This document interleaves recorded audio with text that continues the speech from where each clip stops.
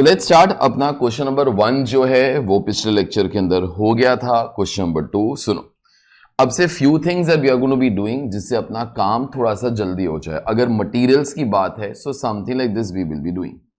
एक यहां पे आ जाएगा तुम्हारा टाइप ऑफ रॉ मटेरियल, ठीक है, दैट इज वन थिंग। फिर उसके बाद गिवन स्टैंडर्ड तुम्हारी मर्जी है, शायद 3-4 और क्वेश्चंस के अंदर बनाएंगे। उसके बाद if it is a manageable problem will try to avoid it, ठीक है। फिर उसके बाद यहां पे आ जाएगा रिवाइज स्टैंडर्ड और उसके बाद यहां पर आ जाएगा एक्चुअल, ठीक है। देख लेने का जो आपका गिवन स्टैंडर्ड है that is for what level of output, वो वाला आउटपुट इधर डाल दो। उसके बाद ये देख लो एक्चुअल के अंदर आउटपुट जो है कितना आया। इन केस ये और ये सेम है ऑब्वियसली फिर आपको रिवाइज स्टैंडर्ड प्रिपेयर करने की कोई जरूरत नहीं है, but in case they are not same then in that particular case you can start to be making a revised standard also। तो इतने आउटपुट के लिए रॉ मटेरियल कितना लगना चाहिए था, किस रेट के ऊपर खरीदना चाहिए था, खर्चा कितना हो गया, इन रियलिटी कितना मटेरियल लगा, eight what rate you purchased, okay, और तुम्हारा खर्चा कितना हुआ। उसके बाद अगर रिवाइज स्टैंडर्ड की जरूरत पड़ी तो वहां पर भी क्वांटिटी रेट अमाउंट आ जाएगा, जितना भी टाइप्स ऑफ मटेरियल है। अच्छा, यहां पे कल हम लोगों ने इनपुट लिखा था। अगर इनपुट लिखने का मन ना हो you can always be writing consumption, तो इनपुट मतलब कंजम्पशन ही होता है। अगर वो भी लिखने का मन वो नहीं हो, simply you can write down तो टोटल ऑल्सो, मेरे को तो वो भी चली जाएगा। लेस लॉस एंड आउटपुट मैं लिख सकता हूं but it is not much required, okay, क्योंकि आउटपुट वैसे भी ऊपर वो लिख ही रहे हैं, so difference in any case दिखाई भी देगा, ओके। तो हम लोग मेरे ख्याल से इतना ही फॉर्मेट बनाएंगे तो भी वो चली जाएगा। उसके बाद यहां पे 5 वैरायंसेस आते हैं। First of all total material cost variance, that is first. उसके बाद सेकंड जो यहां पे आ जाता है that is material price variance. फिर उसके बाद थर्ड जो यहां पर वो आ जाता है दैट इज मटेरियल यूसेज वैरायंस। उसके बाद अगर चेक लिखने का मन करे you all can B writing in exams also, that choice is yours. नहीं लिखोगे इन एग्जाम्स चेक वगैरह वो चली जाएगा, तो धीरे धीरे you will have some habit also of not writing, but then even if you are not writing just ensure that the check is working, तो एक बार वो टैली करके वो देख ही लेने का। फोर्थ मटीरियल मिक्स वैरायंस, जिसको हम लोग मटीरियल कॉम्पोजिशन वैरायंस भी बोल देते हैं। And lastly, in this particular case, you will have material yield variance। मैंने कल मेरे ख्याल से in all 3 नाम दिए थे। material yield variance, उसके बाद यहाँ पे आ जाता है material quantity variance, और उसके बाद material sub usage variance। उसको sub usage variance इसके लिए वो बोला जाता है because it is part of your usage variance, okay, so that is why it is called as sub usage variance, ठीक है। बस once you will be doing that, ये चीज मैंने कल 2 मेथड से करा दिया था, but we are always going to be doing by that second method only, okay। वो भी मैं सेकंड मेथड क्यों करवाता हूं, I'll tell you that reason after some particular time, okay, जब ये वाला क्वेश्चन करेंगे तो, ठीक है। तो I think we are all ready, we all will start now, ठीक है। तो we are starting away with question number 2। Question number 1 in this particular case was the basics of the things, but एक चीज that I have to try to tell you all, and that thing remain very careful। Just because these checks work, no, it does not mean that your answer is correct। बेटा तुम लोग इधर कुछ घिसा पिटा data कुछ भी डाल दो, कुछ भी डाल दो इधर, अगर उसके बाद वैरायंसेस नॉर्मली कंप्यूट करोगे तो then in that particular case check tally होएगा ही होएगा। So your checks will only ensure that based upon the data over here your variances are correct, it does not ensure that the data is correct. तुमको समझा जो मैं बोला? तो the only way to find out that your data is correct over here is to trust your mind, there is no other way to be doing that, okay। तो data correct है कि नहीं वो किधर से नहीं पता चलता, जो चेक्स हैं they will only ensure that based upon the data that you all have written your variances are correct, that's the only thing that the checks can be doing as such, ठीक है। तो चलिए, तो let's start, this is question number 2 now that we all are starting, okay। पढ़िए जरा please. AdLabs Limited is operating a standard costing technique. Standards for one batch reveal the following. Material A, B, C। तो यहां पे मैंने तीनों words भी लिखे हैं, या इनपुट, कंजम्पशन, टोटल। उसके अंदर से लॉस आउटपुट इज 90। चलो ठीक है। ABC इस रेट के ऊपर खरीदना चाहिए था। इन ऑल 360 रुपीज का खर्चा होना चाहिए था। आगे, in a particular period when 5 batches were produced records reveal the following data. Obviously ये वाला डेटा जो है ये एक्चुअल डेटा है, यहां पे मेरे ख्याल से it is told in a proper way in a particular period when 5 batches were produced, records reveal the following data. So this is the actual data that happened. Okay, so material ABC, input loss output, quantity इधर है, price इधर है, total cost इधर है, ठीक है। आगे you are required to compute material cost variances. They might not tell you which variances. By default you have to be computing all the variances which are there only. और material के अंदर बेटा in all 5 variances ही होते हैं। That's what we are about to be doing, ठीक है। तो let's start away with the things. तो सुनो, मेरे को पहले जरा बोलो, material variances are dependent upon what factor? Output या प्रोडक्शन, ठीक है। ओके, तो अब मेरे को सोच समझ के जरा बोलना, ये वाला जो डेटा है ना, ये तो स्टैंडर्ड है बेटा। यहां पे जरा देख के बोलो, दिस स्टैंडर्ड डेटा, सोच के बोलना, ये वाला जो स्टैंडर्ड डेटा है is for what level of output? 90 kgs। लेकिन इन रियलिटी जो तुम्हारा एक्चुअल आउटपुट आया वो कितने केजीज का आया? 450। So revise standard will be made for 450 kgs, ठीक है। तो एक काम जरा करो, ये लिखो तुम लोग, given standard, revise standard, actual.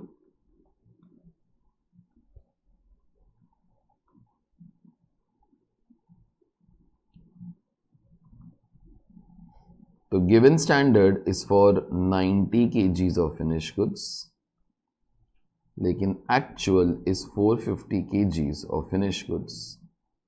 So revised standard will be made for 450 kgs of finished goods.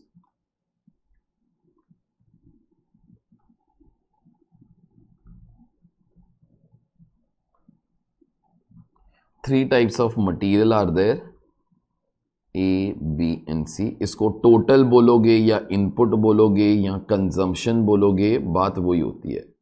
मैं कंजम्पशन वो लिख देता हूं इस बार।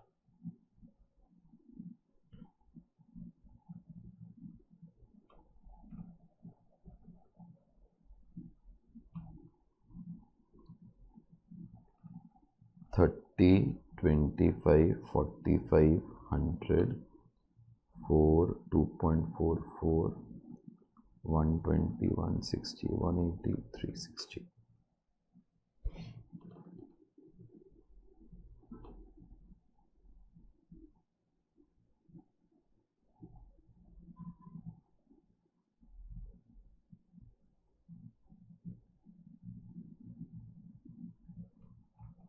अच्छा, एक्चुअल डेटा 180, 160, 260, 600, 4.5, 33, 780, 480, 810, 2070।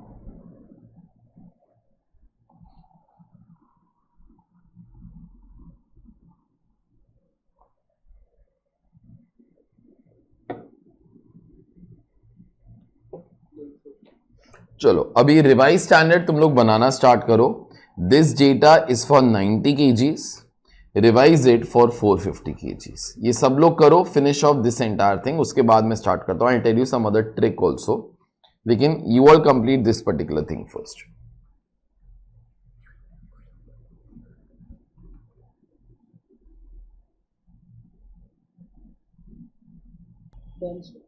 चलो सुनो,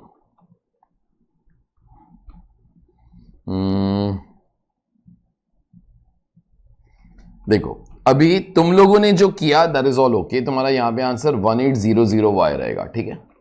अभी कैल्सी के ऊपर अगर सेम चीज, क्योंकि क्या है यहां पे the numbers are quite simple, it is 90, 450, तो आई थिंक फर्स्ट क्वेश्चन की तरह इट बिकम 5 टाइम्स, ठीक।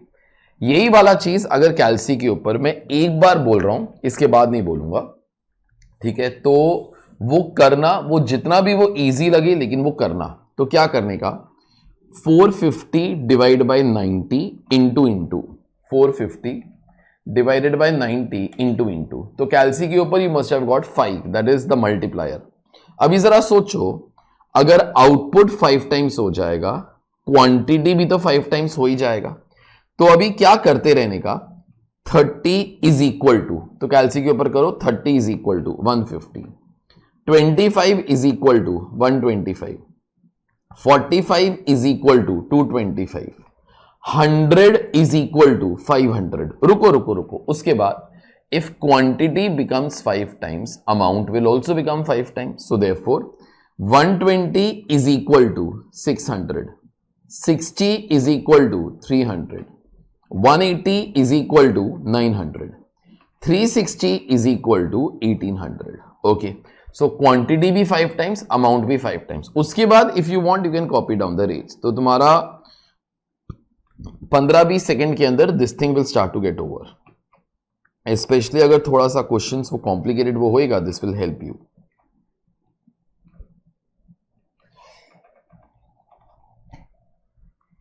चलो, you all write on first total material cost variance.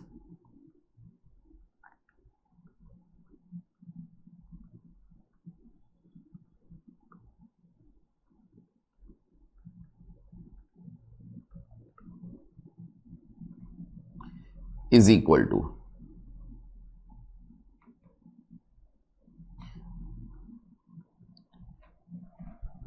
अच्छा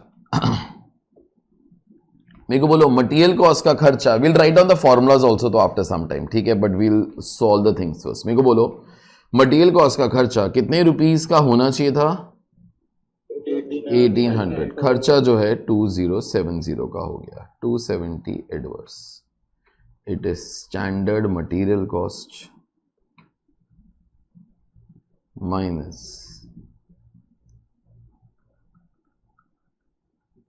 actual material cost. Second, material price variance, एक लाइन छोड़ रहा हूं, A, B and C। सुनो, मैं ऐसा सोच लेता हूं, my mind works better with that. Price variance है ना, प्राइस का फर्क तो आना चाहिए। तो पहले तू स्टैंडर्ड प्राइसेस तो लिख ले, 4 2.44, फिर उसके बाद तू एक्चुअल प्राइसेस लिख ले, एक्चुअल प्राइसेस 4.5 3 and 3, और उसके बाद एक सेकेंड के लिए सोच ले, मल्टीप्लाई बाय सम क्वांटिटी। मेरे को बोलो which quantity to take? actual quantity. So 180, 160, 260. So standard rate minus actual rate into actual quantity.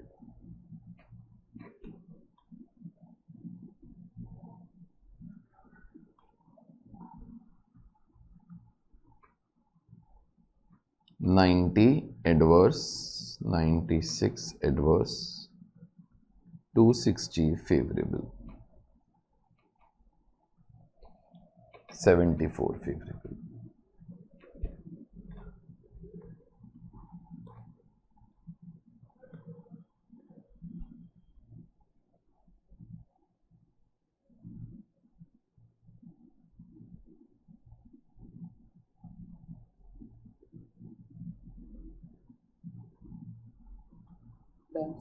चलो आगे, थर्ड लिखो, मटेरियल यूसेज वैरिएंस।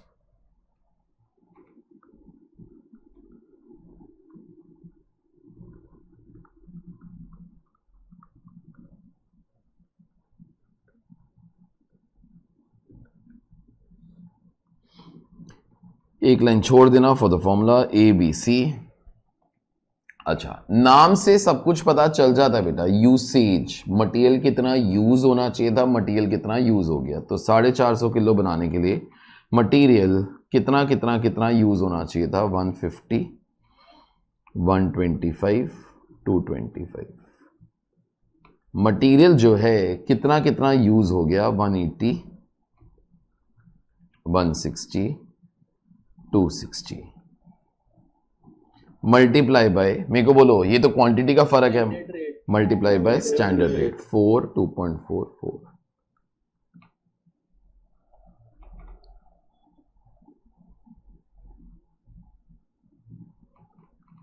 120 ज्यादा कंज्यूम किया adverse,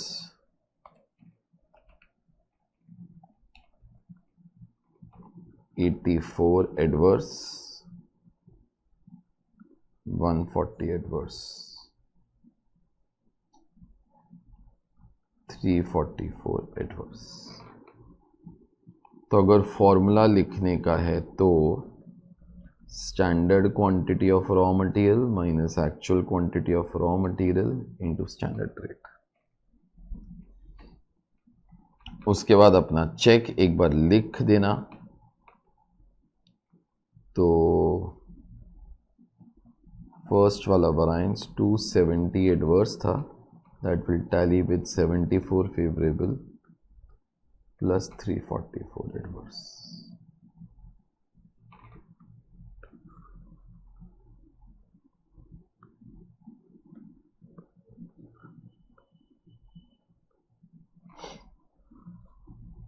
Fourth, this is material mix slash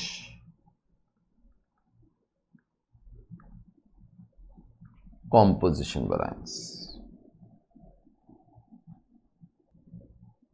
अच्छा सुनो, बस यही एक variance है, just be careful। एक दो सम करोगे उसके बाद कोई तकलीफ नहीं होगी, but just for 1 or 2 sums. Mix वराइंस only deals with ratio. किसका रेशो बेटा? इसका रेशो। एक्चुअल कंजम्पशन का ब्रेकअप क्या होना चाहिए था और एक्चुअल कंजम्पशन का ब्रेकअप क्या हो गया, that's it. Okay, so therefore 600 का ब्रेकअप क्या होना चाहिए था, 600 का ब्रेकअप क्या हो गया। यहां पे 1 line you all can leave, उसके बाद next 4-5 lines divide into 2 parts. तो यहां पर standard mix for actual quantity consumed और राइट हैंड साइड पे वराइंस आ जाएगा। तो A, B and C 600 600 600। पहले इसका ब्रेकअप निकालो इन स्टैंडर्ड रेशो। सुनो सुनो सुनो, अभी स्टैंडर्ड रेशो या तेरे को इधर से मिल जाएगा या तेरे को इधर से मिल जाएगा। बेटा जो रेशो है ना वो सेम ही होने वाला है, उसका कोई फर्क नहीं होने वाला। कई लोग ये वाला भी काम करते हैं, सर मैं 5 से डिवाइड करूं और रेशो को सिंपल कर दूं, कर ले, उसके बाद भी तो कैलसी यूज करेगा ना, तो डायरेक्टली तो कैलसी यूज कर। You can directly do into 30/100, 25/100, 45/100, या फिर into this upon 500, into this upon 500, into this upon 220, into this upon 500। In any case तुम्हारे जो आंसर आने वाले हैं वो सेम ही आने वाले हैं, ठीक है। तो कुछ भी कर लेना, so it doesn't matter, I am picking up the things from here. So into 30, 45, 25,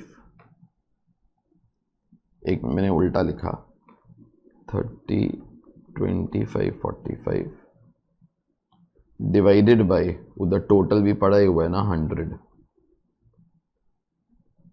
180, 150, sorry या आगे। अभी वराइंस निकालेंगे ABC। तो ये वाला वराइंस अल्टीमेटली सोचा कैसे जाता है कि ब्रेकअप क्या होना चाहिए था और ब्रेकअप क्या हो गया। तो 600 का ब्रेकअप क्या होना चाहिए था, तो अभी अभी तो निकाला बेटा, 180, 150, 270, और उसका जो ब्रेकअप है वो क्या हो गया, क्या हो गया अपने फॉर्मेट के अंदर देख, 180, 160, 260।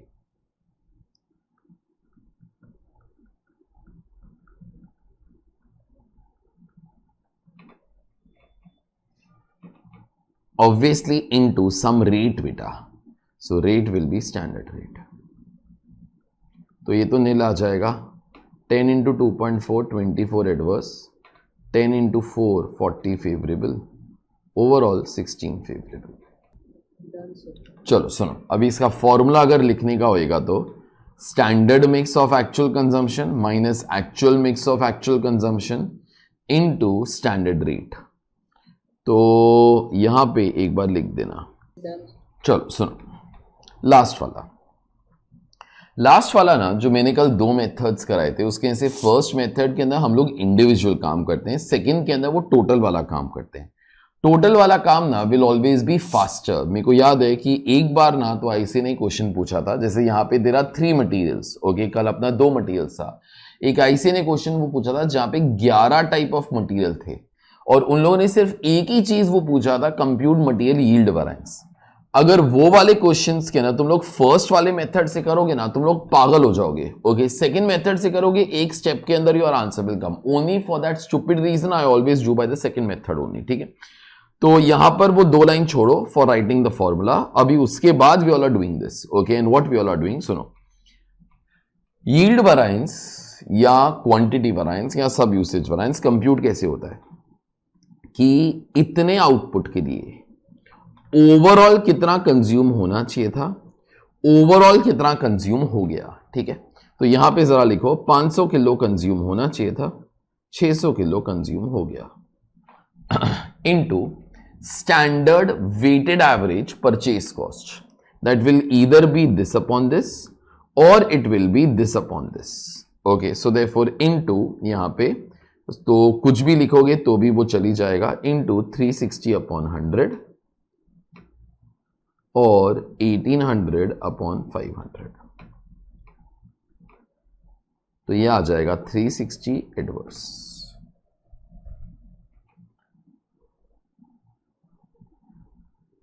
तो तुम्हारा यहां पे चेक काम कर जाएगा। तुम्हारा थर्ड वाला वेरिएंस 344 एडवर्स था, that will tally with 16 favourable plus 360 adverse. इसका फॉर्मूला लिखने का रहेगा तो standard total quantity to be consumed less actual total quantity consumed into standard weighted average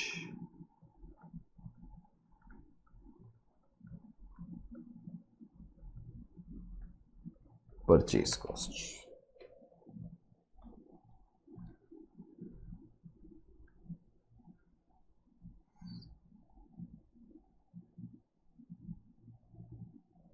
Sir, can you please explain why we take weighted average? क्योंकि मेरे को individual नहीं करना है तो I try to take a overall rate. Okay, sir. Thank you.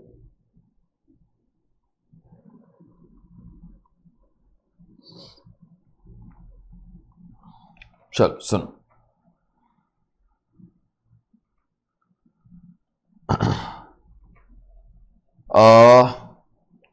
Question number 3 आप लोग 2 side छोड़ दो उसके लिए। क्वेश्चन नंबर 4 एक साइड छोड़ दो, क्वेश्चन नंबर 5 हाफ साइड छोड़ दो। सो 4.5 sides you all can leave.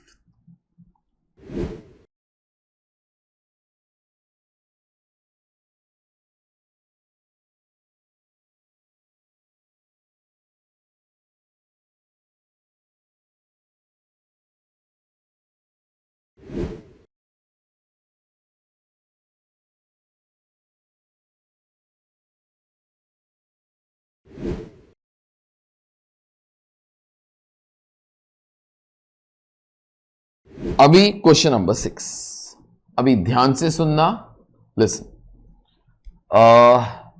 Standard costing के अंदर in if I try to say in exhaustive way, raw material stock भी आ सकता है, WIP स्टॉक भी आ सकता है, फिनिश गुड स्टॉक भी आ सकता है। In reality stocks will be there, no. अभी WIP और फिनिश गुड स्टॉक्स जो हैं, ओके, वो तो फाइनल सीए के अंदर हैं, तो तुम लोग को पोर्शन के लिए नहीं आएगा, ठीक है। रॉ मटेरियल स्टॉक्स के अंदर भी ना there are few things that are there, okay, लेकिन पूरा एग्जॉस्टिव कवरेज वो नहीं है। बस एक सिंपल सा चीज, अगर कभी रॉ मटेरियल स्टॉक आया, ठीक है, अगर कभी रॉ मटेरियल स्टॉक आया, then always do remember you are interested in raw material consumed.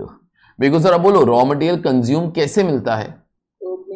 Opening plus purchases less closing stock, ठीक है। बस वो एक चीज वो ध्यान में रखना, बाकी अपना क्वेश्चन सॉल्व हो जाएगा, ठीक है। तो स्टार्ट कर लेते हैं क्वेश्चन नंबर 6 के साथ। Pavani limited manufactures product X, each unit of which requires 2 kgs of raw material Y and 3 kgs of raw material Z. To be bought at the rate of ₹5 and ₹10 respectively. चलो ठीक है, तो हम लोग x बनाते हैं, उसके हर एक यूनिट के लिए 2 kgs ऑफ y चाहिए और 3 kgs ऑफ z चाहिए, और इस रेट के ऊपर खरीदना चाहिए। ठीक है, during the year the company completed production of 6000 units. ठीक है, the details about purchases and stocks are given below. तो opening stock y and z, तो y and z are my raw materials. मेरे प्रोडक्ट का नाम x है, लेकिन मेरे मटेरियल्स का नाम y एंड z है। उसका क्वांटिटी दिया हुआ है, प्राइस दिया हुआ है, परचेजेस भी दिया हुआ है, उसके बाद क्लोजिंग स्टॉक भी दिया हुआ है। You are required to compute material cost variances. हम लोग स्टार्ट हो जाते हैं, material cost variances we all will start. तो let's try to make a normal format, लेकिन उसके ना कुछ चेंज आएगा, तो मेरे साथ ही करना। ठीक है, तो यहां पे जरा लिखना type of material, type of RM, given standard थोड़ा सा छोटा रख सकते हो विड्थ के अंदर। ठीक है, रिवाइज स्टैंडर्ड भी थोड़ा सा छोटा रख सकते हो विड्थ के अंदर, एक्चुअल थोड़ा सा बस बड़ा रखना। अच्छा सुनो, अभी मेरे को सोच के बोलना, बहुत क्लियरली बुक के अंदर लिखा हुआ है, मेरे को बोलो जो स्टैंडर्ड डेटा है ना इस क्वेश्चन का, मेरे ख्याल से वो इस क्वेश्चन के फर्स्ट 2 लाइंस के अंदर ही है। This is the standard data that is there. मेरे को जरा बोलो तुम्हारे प्रोडक्ट का नाम क्या दिया हुआ है? X, और रॉ मटेरियल्स का नाम क्या है? Y and Z। मेरे को बोलो जो फर्स्ट 2 लाइंस पर जो स्टैंडर्ड डेटा है वो किस लेवल ऑफ आउटपुट का स्टैंडर्ड डेटा है? वो 1 यूनिट का स्टैंडर्ड डेटा है। ओके, तो यहां पे you all can write down output, material variance are always dependent upon output. जो भी स्टैंडर्ड डेटा वो दिया रहता है ना, just write down over here. Revise करने की जरूरत पड़ी तो कर ही लेंगे बेटा। तो यहां पे लिखना 1 यूनिट ऑफ X। अच्छा, मेरे को जरा बोलो एक्चुअल के अंदर आउटपुट कितना आया? 6000। तो यहां पे लिखना 6000 यूनिट्स ऑफ X। तो revise standard will be made for 6000 units of X। अच्छा सुनो, क्वांटिटी रेट अमाउंट इधर लिखो, क्वांटिटी रेट अमाउंट इधर लिखो, लेकिन यहां पर ना स्टॉक्स एक्चुअल के अंदर ही होता है बेटा। मेरे को ना स्टॉक्स के लिए यहां पे एक पर्टिकुलर्स वाला कॉलम भी चाहिए, उसके बाद क्वांटिटी रेट अमाउंट, और यहां पर आ जाएगा opening stock add purchases less closing stock, उसके बाद आ जाएगा opening stock add purchases less closing stock, क्योंकि यहां पे 2 टाइप ऑफ मटेरियल थे, एक Y और एक Z। तुम लोग ये बनाओ जरा प्लीज।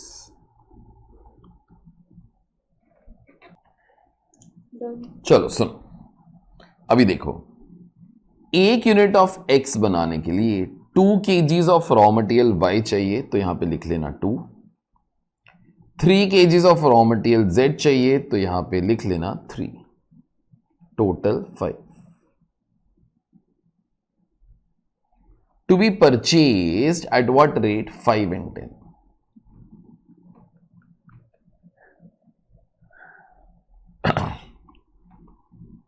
तो ये आ जाएगा 10, ये आ जाएगा 30, ये आ जाएगा 40। रिवाइज स्टैंडर्ड बनाओ 6000 यूनिट के लिए। चलो, तो 1 यूनिट के लिए 2 किलो, 6000 के लिए 12000, 18000, 30,000 to be rate purchase at the rate of 5 and 10, 60,000, 1,80,000, 2,40,000। ठीक है, सुन, अभी जो तुम्हारा एक्चुअल डेटा है ना उतना ही लिखना जितना मैं लिखने वाला हूं। सुनो जरा, ओपनिंग स्टॉक 2 and 4,000, 2,000, 4,000। आगे रेट मत लिखना, आगे परचेजेस के लिए रेट भी लिखना। 14,000 खरीदा एट द रेट ऑफ 4.5, 17,000 खरीदा eight the rate of 11। Multiply जरा करो, 14,000, 63,000, 187। फिर closing stock 3,000, 5,000। Closing stock less होता है, ब्रैकेट में रखा करो, रेट मत लिखना उसके अगेंस्ट। तो ये हो गया 13,000, ये हो गया 16,000, ये हो गया 29,000. You are always interested in raw material consumed. ठीक है, जो कंज्यूम हुआ ही नहीं वो मेरा कॉस्ट है ही नहीं. That's it. ठीक है, सुनो अभी ना मेरे को वराइन से स्टार्ट करना है, तो एक काम जरा करो. You all write down over here first total material cost variance. तो that is standard material cost minus actual material cost. तो मटीरियल कॉस्ट का खर्चा 2,40,000 होना चाहिए था, लेकिन एक सेकेंड, एक्चुअल के अंदर कितना खर्चा हुआ वो तो पता ही नहीं, क्योंकि उसके लिए you will have to be assigning some value some rates to your stocks over here. ठीक है, तो स्टॉक्स को कुछ ना कुछ रेट असाइन वो करना पड़ेगा. whenever you have to value any stock you follow some method. by default we always follow FIFO method. यहां पे लिख के रख लो FIFO. अच्छा, तो अभी if I am following FIFO method for raw materials, तो मैं ऐसे ही सोचूंगा जो रॉ मटेरियल पहले परचेज किया वो रॉ मटेरियल पहले कंज्यूम कर दिया, तो FIFO मेथड का मतलब तो वही होएगा.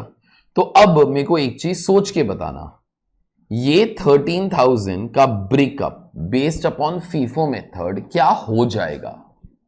10,000 purchases and 3,000 closing. सोच के बोलो.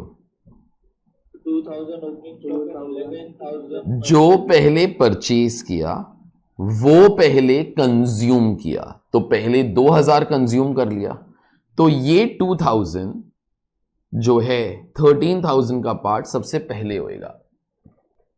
अच्छा, तो बैलेंसिंग फिगर यहां पे आ जाएगा 11,000. सेम वे मेरे को जरा बोलो, ये 16,000 का दो पार्ट बेटा क्या होएगा? 4,000 एंड बैलेंसिंग फिगर 12,000. सुन, बराबर से सुनना. अभी ये 2,000 तो पूरा कंज्यूम हो गया. ठीक है, इस 14,000 के अंदर से कितना कंज्यूम हो गया?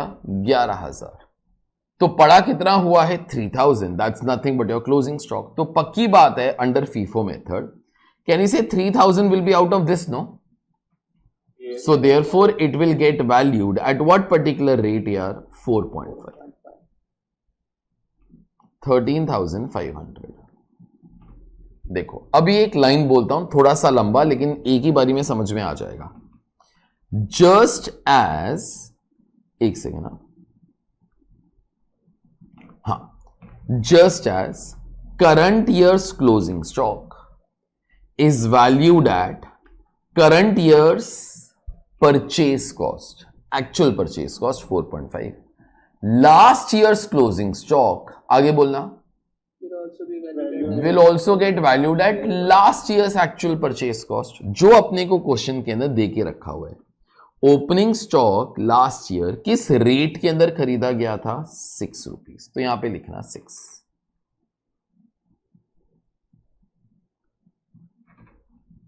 तो ये वाला फिगर आ जाएगा 12,000, 61,500.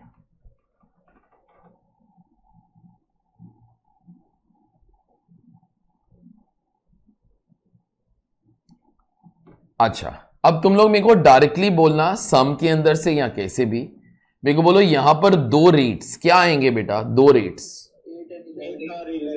8 यहां से और 11 जो है करंट ईयर वाला. सो 8, 11, 32,000, 55,000 ब्रैकेट्स के अंदर 1,64,000, 225,500.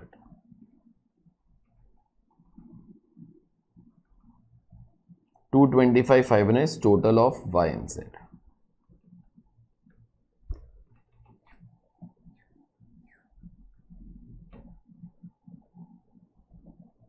अच्छा, तो मटेरियल कॉस्ट इतना लगना चाहिए था, लेकिन 2,25,000 लग गया. 14,500 कम लगा, तो favourable. Second, material price variance, standard rate minus 225,500.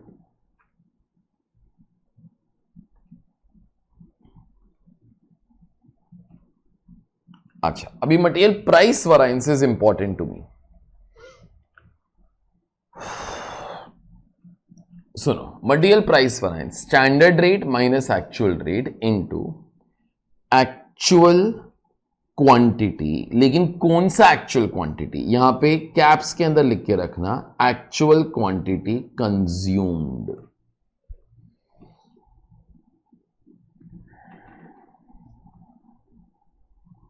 जो कंज्यूम हुआ वराइंस उसी के ऊपर निकलेगा, तो that is nothing but your cost for this year. ठीक है, तो यहां पे सबसे पहले लिखना वाई, लेकिन आगे कुछ मत लिखो। देखो मेरे को पहले जरा बोलो, वाई का एक्चुअल क्वांटिटी कंज्यूम्ड कितना था? 13,000। लेकिन एक पंगा पड़ गया, 13,000 is not out of one lot, it is out of two different lots. क्योंकि 2,000 was purchase at what rate यार? 6, and 11,000 is out of 14,000 that was purchase at what rate? 4.5। तो दो अलग अलग लॉट्स हैं, तो कोई पंगा नहीं है, तुम लोग भी दो बार कंप्यूट कर लो फिर, और क्या। ओके, तो यहां पे वाई के लिए लिखना ओपनिंग स्टॉक, यहां पे लिखना परचेजेस। अच्छा, पहले मेरे को जरा बोलो, वाई का material should have been purchase at what rate? मेरे को बताओ। 5। तो दो बार 5 लिखना, 5 and 5, ये दोनों वाई का ही बात कर रहे हैं। मेरे को बोलो, sometimes it was purchase at what rate? 6, and sometimes it was purchase at 4.5 into quantity consumed. बेटा क्वांटिटी कंज्यूम्ड, कंज्यूम्ड बोले तो ये कंजम्पशन है तेरा, इसलिए मैं वो वाला ब्रेकअप करवाता हूं। ओके, सो देयरफॉर इनटू, मेरे को दो नंबर से इधर बताओ, 2011। गलती से ना एग्जाम्स के अंदर इधर 14,000 मत लिख देना, just because you are writing purchases word over here. I am interested in that purchase which is consumed. Okay, तो जो कंज्यूम हुआ है वो रेड के अंदर है। ओके, सो देयरफॉर अभी यहां पर this is 2,000 adverse, 5,500 favourable, 3,500 favourable. तुम लोग Z के लिए डिट्टो सेम काम करो और फिर फाइनल टोटल एक बार मार देना। सर मतलब वो 61,500 डिवाइड बाय 30,000 करके नहीं कर सकते क्या? वो वही आ जाएगा बेटा, वो वेटेड एवरेज आ जाएगा, दैट्स ओके। Sir 500 adverse. हाँ जी,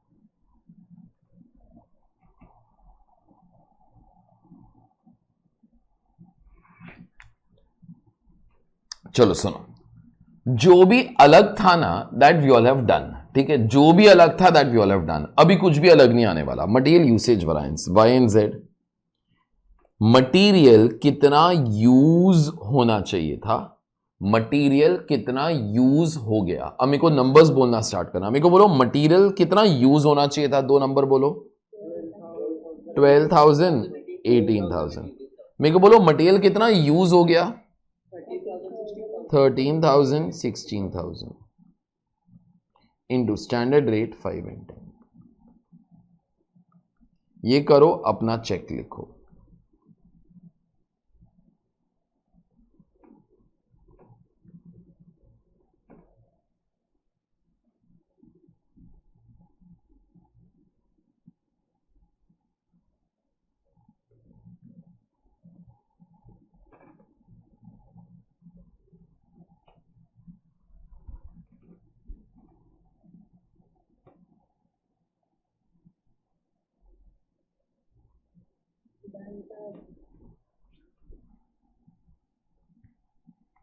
ये कितना आ जाता है 15,000 फेवरेबल।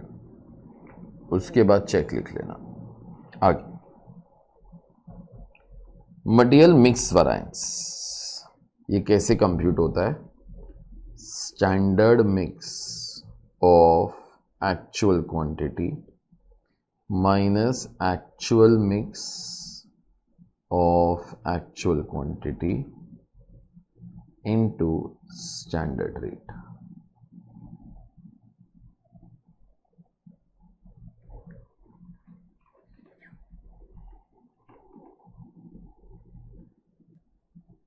चलो सुनो,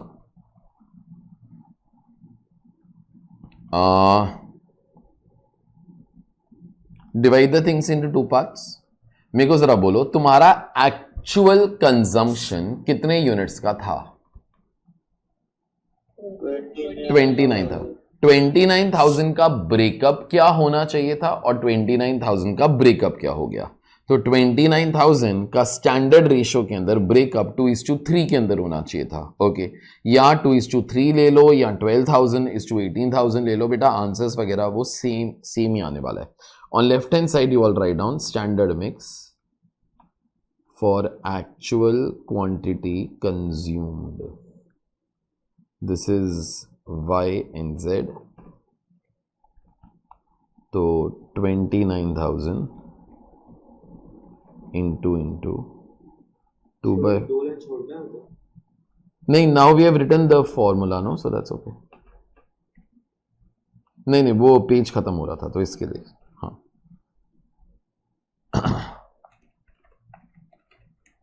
11,600, 17,400 variance।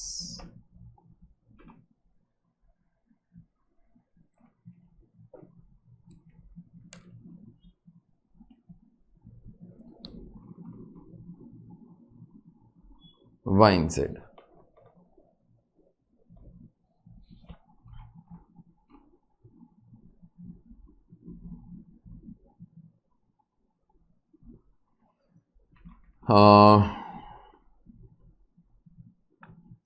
तो अभी 29,000 का ब्रेकअप क्या होना चाहिए था? 11,600, 17,400, और उसका जो ब्रेकअप है क्या हो गया?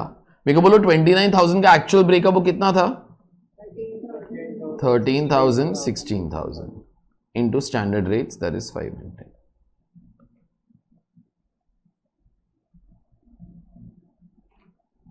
$7,000 adverse, 14,000 favorable, total 7,000 favorable।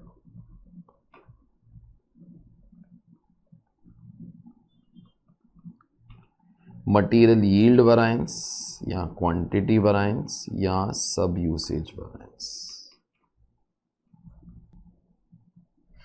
चलो ये वाला वैरायंस ऐसे कंप्यूट होता है, ओवरऑल क्वांटिटी कितना यूज होना चाहिए था, standard total quantity to be used minus actual total quantity used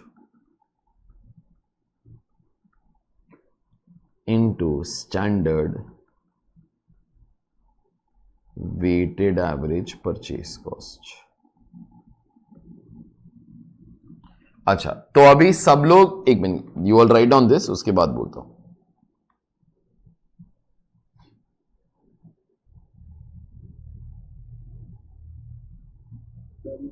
सुनो मेरे को अभी एक ही बार जरा बोलना और ऐसे ही बोलना, what minus what into what upon what.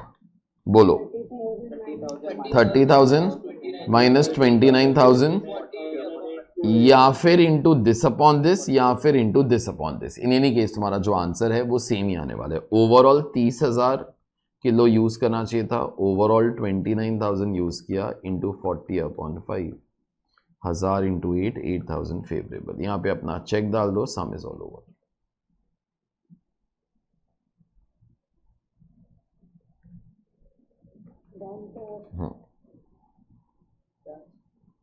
चलो सुनो अभी two things, third thing is not much relevant, that is just thing I have told ताकि you know what all is there.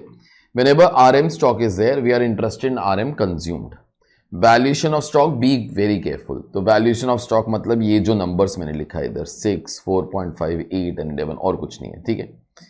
अच्छा, एक और चीज, अभी ना देर आर टू फिलोसफीज, कभी भी रॉ मटेरियल स्टॉक आता है तो there is something called as partial plan which we are doing, and there is something also called as single plan that like you know is there in final CA. okay, जब single plan करेंगे ना तभी material price variance के अंदर consumed के बदले में purchases भी लिख सकते हैं, ठीक है।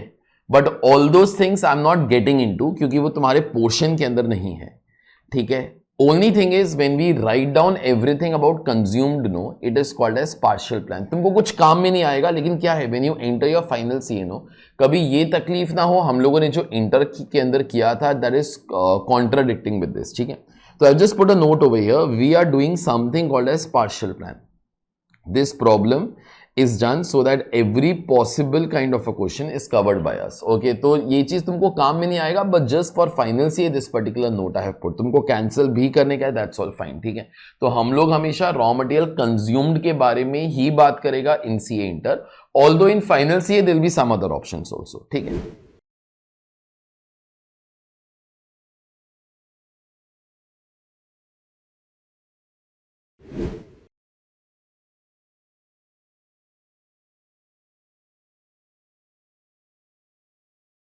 Question number 7 is the best question that we all have for making the format. Okay, क्योंकि फॉर्मेट बनाने के लिए अक्ल चाहिए, उसके बाद variances तो exactly will be in the same particular manner only. Okay, so I will be there for some time only till the time your format is not done. उसके बाद the calculation of the variances you are trying to finish it off, ठीक है। और नीचे जो भी shorts के अंदर है ना, वो पढ़ा तो सॉलिड पाप चढ़ेगा तुमको, ठीक है। अभी वो निकल ही नहीं रहा, अभी मैं क्या करूं। चलो, क्वेश्चन नंबर 7, ये कीबोर्ड फिर रहने दो, नहीं वो चला गया, मारो गोली। K limited manufactures NXC by mixing 3 raw materials. For every batch of 100 kgs of NXC, 125 kgs of raw material are used, ठीक है। In April 2023, 60 batches were prepared to produce an output of 5600 kgs of NXC, ठीक है। The standard and the actual particulars for April 2023 are as follows. Now, raw material ABC, ठीक है, standard mix of quantity, तो this is standard mix of quantity, standard mix, standard mix। उसके बाद rate in rupees, उसके बाद actual mix, और उसके बाद रेट इन रुपीस, ठीक है। ये एक्चुअल क्वांटिटी नहीं है, ये क्या है बेटा, एक्चुअल मिक्स है ये। And actual quantity of raw material purchase 5000, 2000 and 1200। Calculate all variances. चलो ठीक है, सुनो, अभी ना ये क्वेश्चन ना थोड़ा सा वो तकलीफ होएगा in beginning, but that's okay. You are always interested in, पहले मेरे को बोलो रॉ मटेरियल परचेज के raw material consumed, raw material consumed, ठीक है। तो हम लोग स्टार्ट हो ही जाते हैं इधर, तो लिखो जरा प्लीज। ये तुम्हारे मॉड्यूल का भी तो एक क्वेश्चन है, सो जस्ट बी केयरफुल, ठीक है। क्वेश्चन नंबर 7, यहां पे लिखना type of raw material, given standard, revised standard, actual, FIFO. Material variances are always dependent upon output, हम लोग हमेशा इधर output लिखते हैं। Quantity, rate amount, quantity, rate amount, particulars, quantity, rate amount. Opening stock, add purchases, less closing stock. Opening stock, add purchases, less closing stock. Opening stock, add purchases, less closing stock.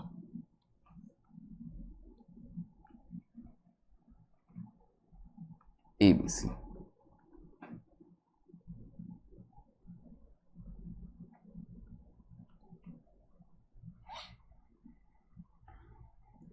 अच्छा सुनो, जितना data easy है ना मैं उतना ही data भर रहा हूं, बाकी I will leave for you all, okay, to try for sure. सुनो, actual quantity of raw material purchased, so therefore 5,000, 2,000, 1,000.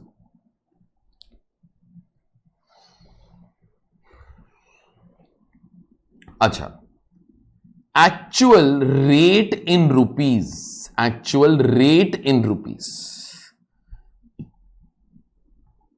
21, 8 and 6, 21,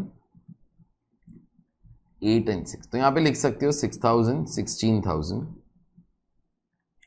5,000 into 21, 1,05,000. Sir वो 1200 है. एक मिनट, लास्ट वाला वो 1200 है, सॉरी सॉरी सॉरी, ये 1200 है. 1200 इंटू 6, 7,200. अच्छा सुनो, अभी एक छोटा सा चीज बेटा, चलो that hint I will give it to you.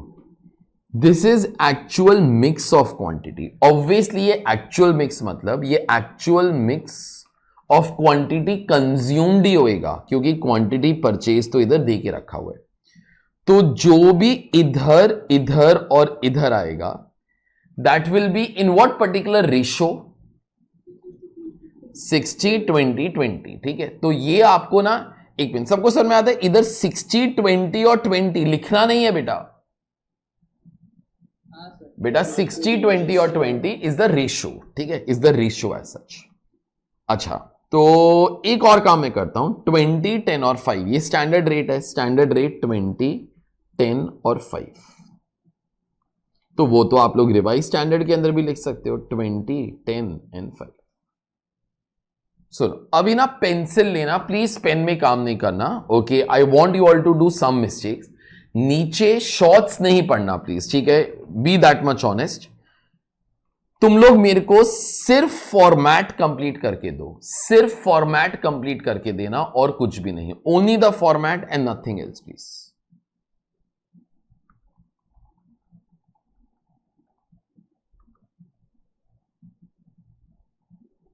जो पढ़ने का है वो पढ़ो.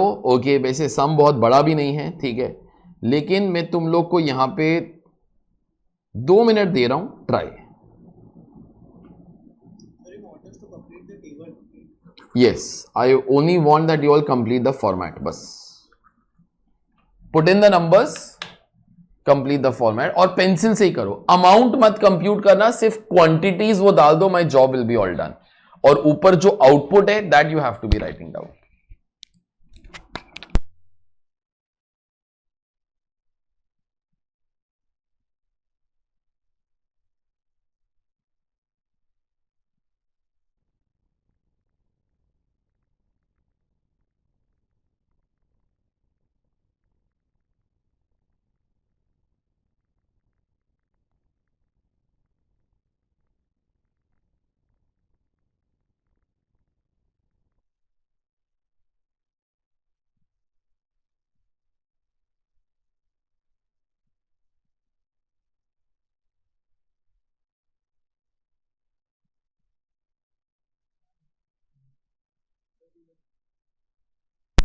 सुनो, मेरे को एक चीज तो बताना, एटलीस्ट उससे कुछ ना कुछ मेरे को पता चल जाएगा. ये वाला फिगर कितना आया तुम्हारा?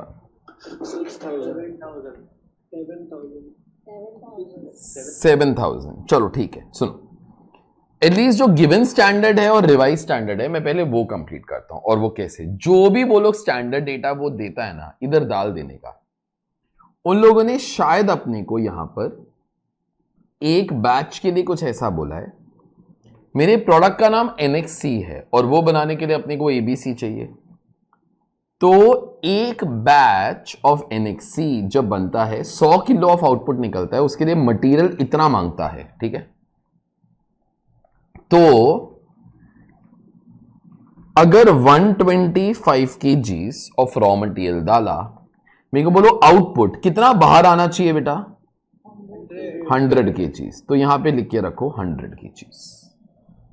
और ये जो 125 है ना, ये किस रेशो के अंदर आएगा?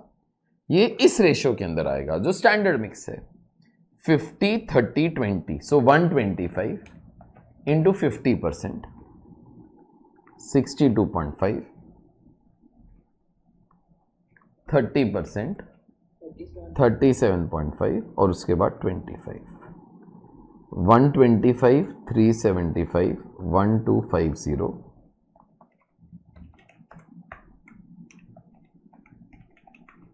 1750।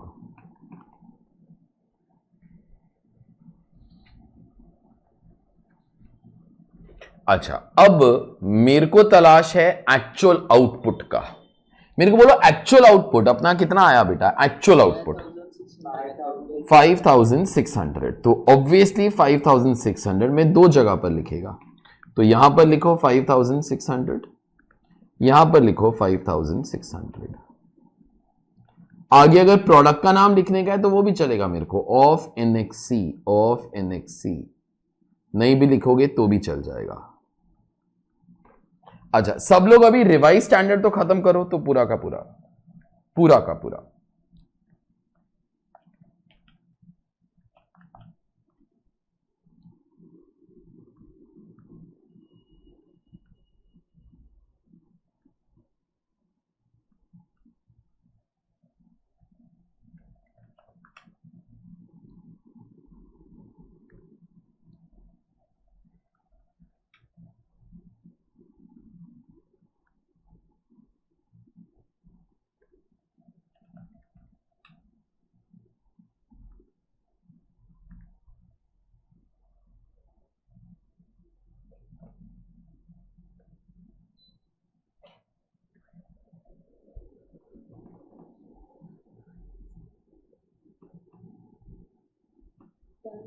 अच्छा सुनो,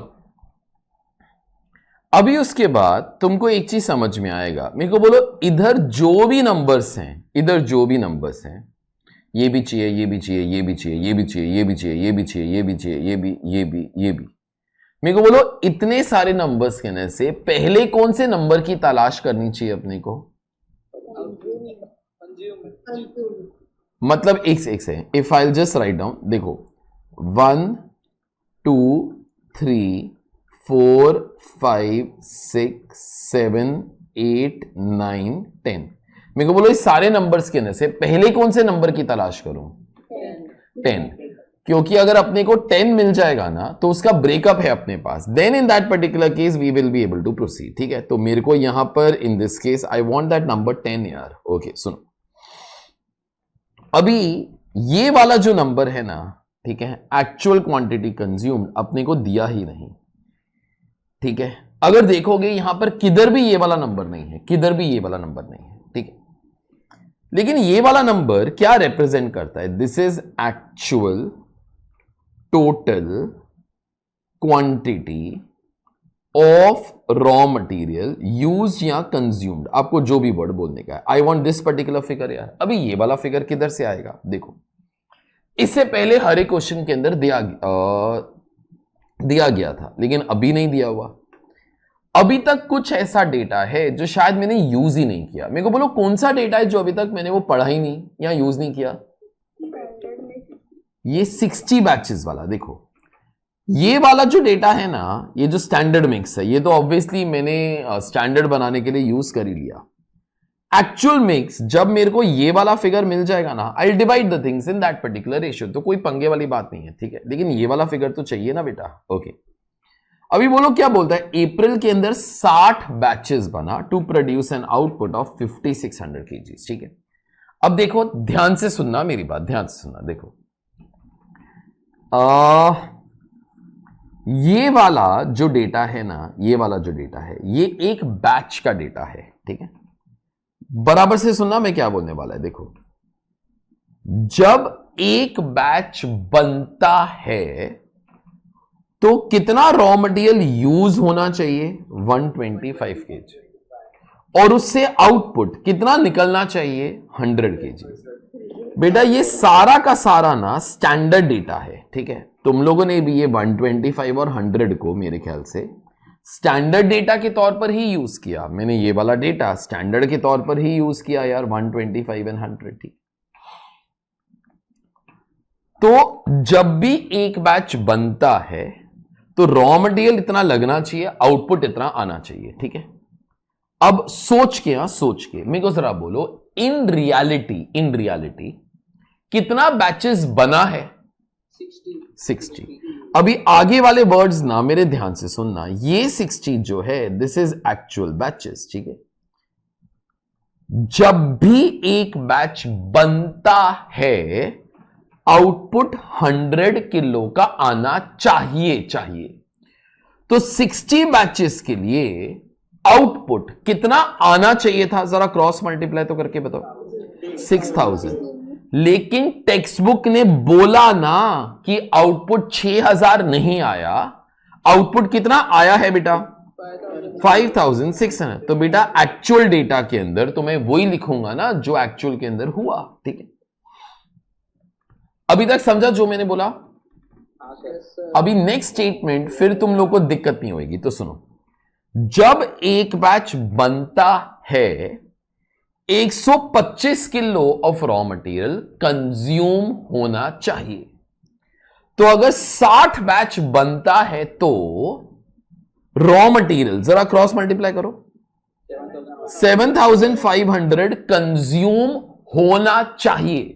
तो 60 बैचेस के लिए रॉ मटेरियल जो कंज्यूम होना चाहिए दैट इज 7500। अभी नेक्स्ट स्टेटमेंट ध्यान से सुनना। क्या सामने बोला ऐसा नहीं हुआ? क्योंकि जब यहां पर कुछ और होने वाला था तो सामने अपने को बताया ना कि आउटपुट 5600 ही आया, 6000 नहीं आया। यहां पर इतना रॉ मटेरियल लगना चाहिए था, ठीक है। क्या सामने बोला ऐसा नहीं हुआ? नहीं ना। तो फिर जितना रॉ मटेरियल लगना चाहिए था उतना रॉ मटेरियल ही लगा होगा। तो my actual consumption will be 7500। Is that okay? कुछ और होता तो सब मेरे को बता देता। एग्जाम्पल के तौर पे आज तुम्हारा लेक्चर 7 से 12 है, अगर मैंने कुछ नहीं बोला, आगे बोलो, तो 7 से 12 ही रहेगा ना। ओके, कुछ और होएगा तो मैं बता देगा ना boss. Okay, so therefore in this particular case यहां पे लिखना 7500। इसका एक्सप्लेनेशन एक बार पढ़ लेते हैं। We want actual consumption for one batch. एक मिनट, पॉइंट नंबर 1 पढ़ता हूं। In this problem actual consumption is not given. We want actual consumption for one batch. Company should have consume 125 kgs for 60 batches. 60 into 125, 7500 kgs of raw material should have been consumed. If nothing else is given, 7500 would have been consumed. ठीक है। और यहां पे stock आया है तो तुम्हारी reference के लिए मैंने यहां पे नोट डाल के लिखी दिया है। We are always interested in raw material consumed as in CA inter we always follow something called as partial plan. ठीक है, चलो अभी 7500 जो है किस रेशियो के अंदर आएगा? 60-20-20। तो 7500 का यहां पे 3 पार्ट्स जो हैं वो कर लेना। तो 7500 इंटू 60%, तो 4500, 1500, सॉरी 1500, 1500। अच्छा सुनो, अरे यार हाँ 1500। सुनो अभी जस्ट बी केयरफुल, मेरे को बोलो रॉ मटेरियल ए के लिए बेटा ओपनिंग स्टॉक आएगा कि क्लोजिंग स्टॉक आएगा? Closing stock. यहां पे लिख देना 500। ओपनिंग स्टॉक डैश डाल दो। मेरे को बोलो अभी यहां पर लिखने को you all can write down बेटा। तो 500 units will get valued at what rate? 21। अभी तो एक्चुअली कोई ओपनिंग स्टॉक भी नहीं है तो फर्क ही नहीं पड़ता एक्चुअली तो। ठीक है, आगे सो 500 इंटू 21, 10,500,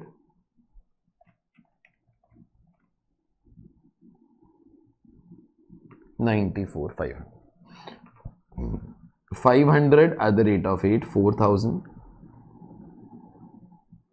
12,000। अच्छा, लेकिन रॉ मटेरियल सी के लिए कौन सा स्टॉक आ जाएगा? Opening stock. अब तुमको एक चीज समझ में आएगा शायद ये वाला जो रेट है ना, ये अपने को नहीं दिया हुआ इस क्वेश्चन के अंदर, ठीक है। Can we say this is the rate of the last year, no? ठीक है, मेरे को बोलो, मेरे पास कोई और ऑप्शन नहीं है, I will rather assume it to be what rate यार, 6 ओनली, लेकिन एक अजम्पशन डालेगा इधर 1800 9000। अच्छा, यहां पे ना एक बार लिख देना, ऑल्दो वो शॉर्ट्स के अंदर है, लेकिन this you have to be writing in exams also. 16 to 125 7500 की चीज, इधर एस्ट्रिक डालो। Last periods purchase cost for C has been assumed to be ₹6।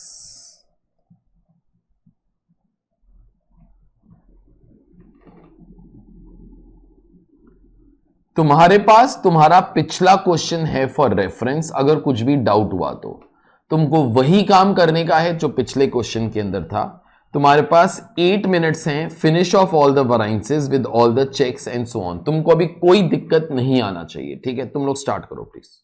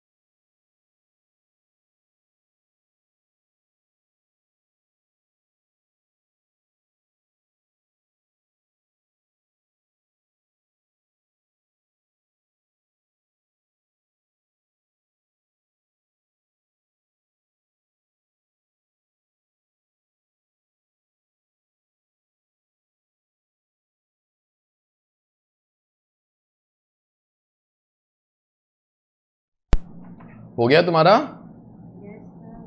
Okay, ये एक्चुअल अमाउंट बेटा, तो ये कितना था?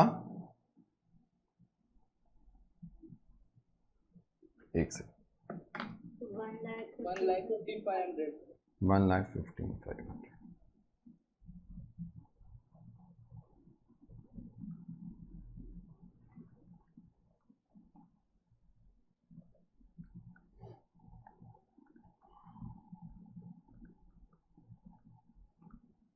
अगर इसके बाद तुम्हारा चेक्स वगैरह वो टैली हुआ, then it must be all okay only.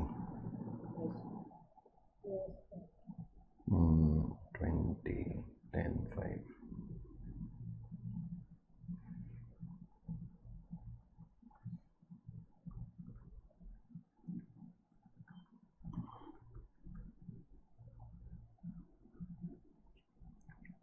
2186।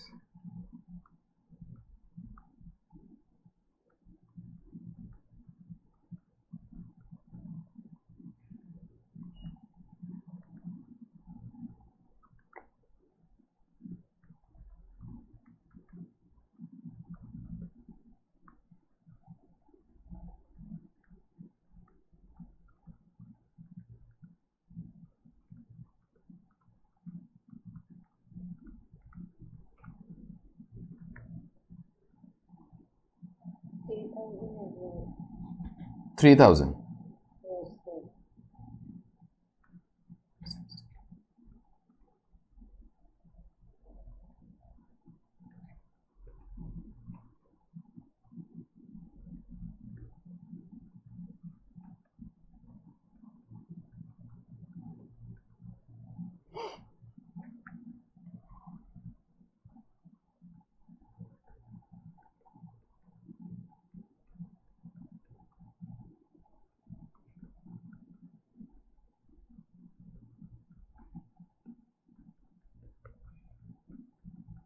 कितना आता बेटा थर्ड वाला? 14,500। Material mix variance, final answer 17,500। 7,500.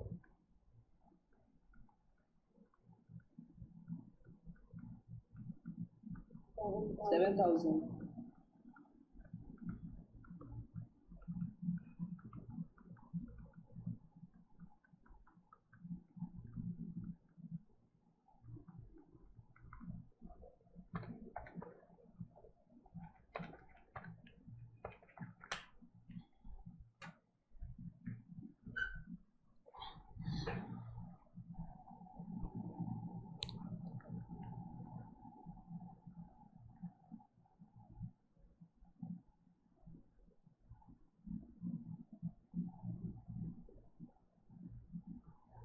इसके लिए क्वेश्चन नंबर 8 के लिए you can leave one side, सिर्फ 2 ही वैरायंसेस पूछा हुआ है.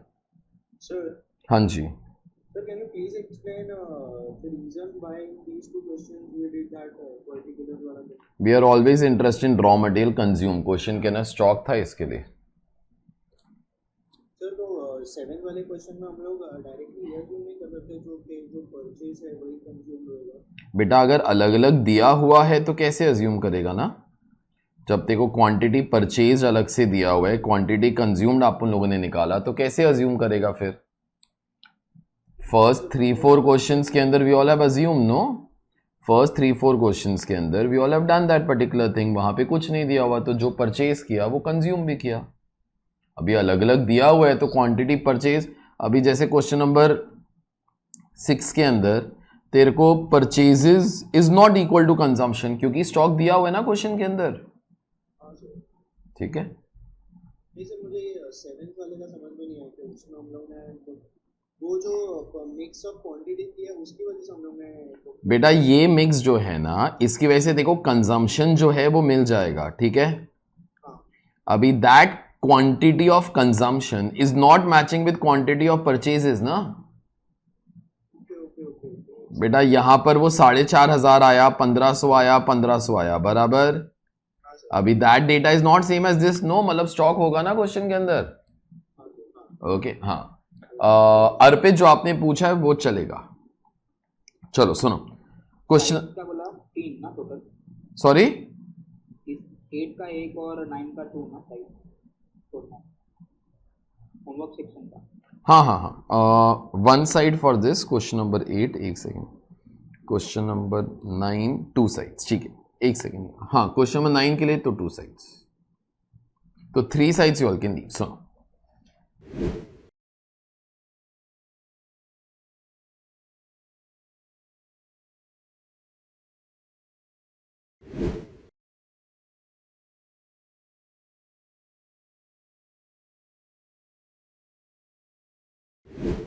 अभी what we all are doing, we all are starting away with labor. अभी लेबर के अंदर ना we all have good variety of questions to be done. ठीक है. एक नॉर्मल चीज है जिसके अंदर तुमको कोई तकलीफ नहीं होएगा, क्योंकि it is almost same as material. जब भी कुछ न्यू आएगा I let you all know. देखो, material and labour are almost identical. कोई पूछ सकता है सर ऐसा क्यों, why are they same? Why? I am giving you some reasons. Like material cost which is direct material. Direct material मतलब हर unit के लिए मटीरियल लगता है, तो labour is also like that only. Her unit बनाने के लिए वर्कर भी तो काम करता है. ठीक है. So this is a fully variable cost, but labour is also fully variable cost. This is dependent upon output, but even labour cost is dependent upon output only. First lecture से हम लोग वही चीज तो बोलते आए हैं, material, labour, all these particular things are dependent upon output only boss. So whatever applies to material should be applicable to labor also, except few things here and there that I'm trying to tell you. तुम लोग कुछ नहीं लिखना. पहले type of material आ जाता था, अभी क्या आ जाएगा बेटा? Type of labour. और क्या? अभी टाइप ऑफ लेबर ABC बोलना थोड़ा सा अपमान हो जाता है, तो अच्छे तरीके से will try to categorise. It could be skilled people, it could be तो semi skilled people, it could be say unskilled people, up and so on. ठीक है. पहले भी आ जाता था गिवन स्टैंडर्ड, उसके बाद रिवाइज स्टैंडर्ड, और उसके बाद एक्चुअल. अभी भी वैसे ही करेंगे. Labour variances are still dependent upon output. तुम्हारे टेक्स्ट बुक के अंदर एक काम जरा वो करो ना, जहां पे चार्ट्स है ना, तुम्हारा सेकंड वाला जो चार्ट वो होगा ना, वो लेबर वाला चार्ट होगा। तो उधर जाओ, एक बार जरा, मैं उधर जाता हूं तो टर्न होने के लिए बहुत टाइम लगता है। तो लेबर के अंदर नीचे बड़ा बड़ा लिख के रखो, labour cost is also dependent upon what factor बच्चा? आउटपुट।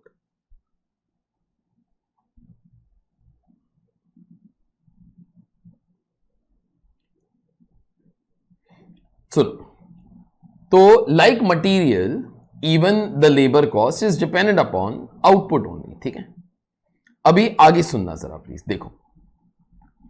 तो देख लेने का this given standard is for what level of output, फिर देख लेने का एक्चुअल आउटपुट कितना था। In case this and this match, revise standard is not required. In case it does not match, make a revise standard also. ठीक, obviously पहले आ जाता था क्वांटिटी रेट अमाउंट, अभी क्वांटिटी के बदले में क्या आ जाएगा? Hours rate amount.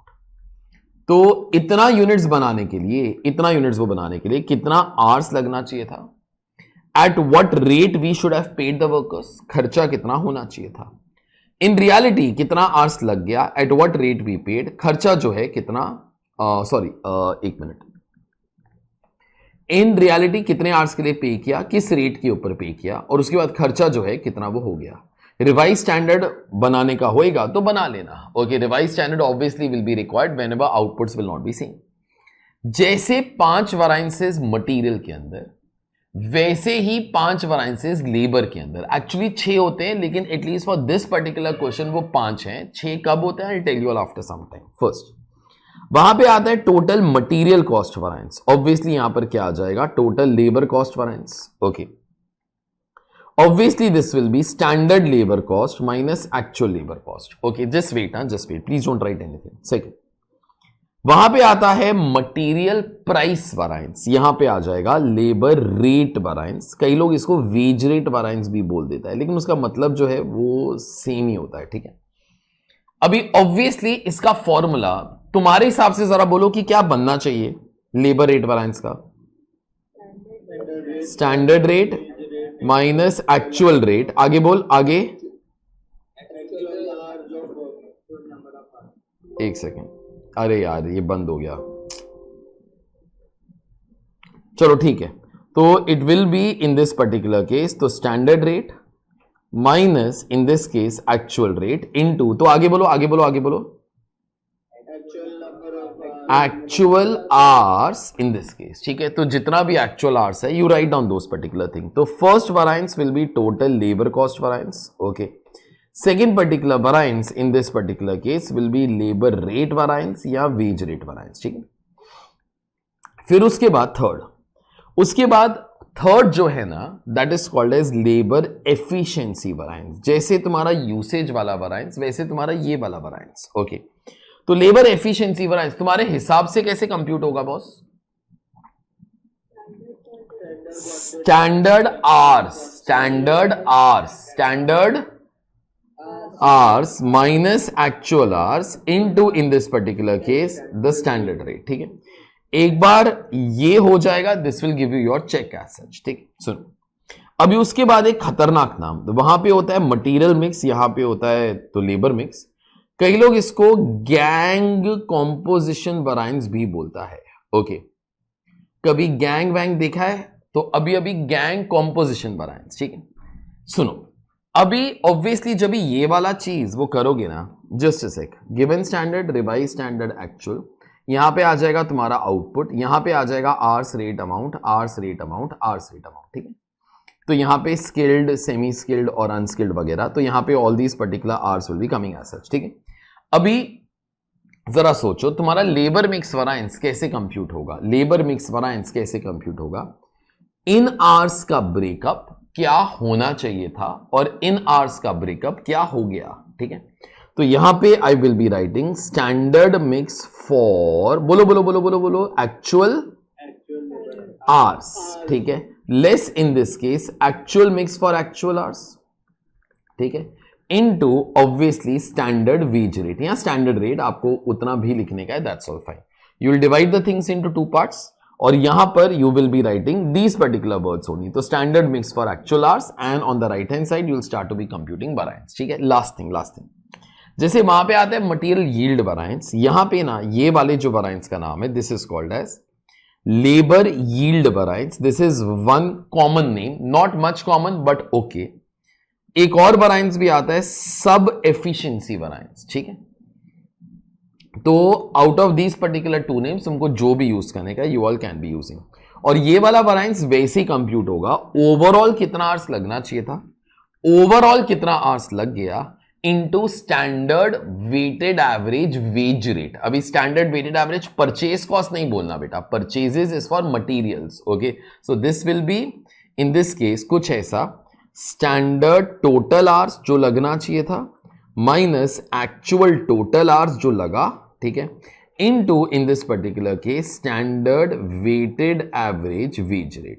ये वाले फॉर्मूलाज अभी के लिए ना उस टेबल के अंदर मत लिखना जो शुरू में जो चार्ट है, that I tell you when all it is to be written. ठीक है, और एक लास्ट चीज, पहले ना ये वाला जो टोटल था ना तुम लोग इसको इनपुट भी बोल देते थे, कंजम्पशन भी बोल देते थे, या टोटल भी बोल देते थे. बेटा अभी सिर्फ टोटल ही बोलना. ठीक है, रॉ मटेरियल का इनपुट इज फिनिश गुड्स का आउटपुट, लेबर का input is not finish goods का आउटपुट. लेबर प्रोडक्ट के अंदर जाकर बैठ नहीं जाता है, उससे प्रोडक्ट नहीं बनता है. ओके, तो इसको सिर्फ टोटली बोलना, दैट विल बी बेटर. ठीक है, so that's what we are going to be doing as such. Okay, question number 10 एक ऐसा है जो आप लोग कर पाओगे, क्योंकि only thing that you all required was the names of the varieties. ठीक है, पढ़ो जरा please. From the following details compute the labour cost varieties. Standard data कितने यूनिट्स का है 500, लेकिन एक्चुअल डेटा कितने यूनिट्स का है 600. ठीक है, टाइप के ना skilled man, skilled women, unskilled, कितना आवर्स लगना चाहिए था, किस रेट के हिसाब से पे करना चाहिए था, खर्चा जो है कितना वो होना चाहिए था. इन रियलिटी इतना आवर्स काम किया, इस रेट के ऊपर पे किया, खर्चा जो है कितना हो गया. मेरे को सोच समझ के एक भोंदू क्वेश्चन का आंसर करना. इस क्वेश्चन के ना given standard is for how many units 500, but you will have to make a revised standard for 600. तो एक ऑप्शन मैं तुमको देता हूं, तुमको गिवन स्टैंडर्ड नहीं बनाना, मत बनाना, वैसे भी कुछ काम में नहीं आता यार, और वैसे भी क्वेश्चन के ना बराबर से वो बना ही हुआ है.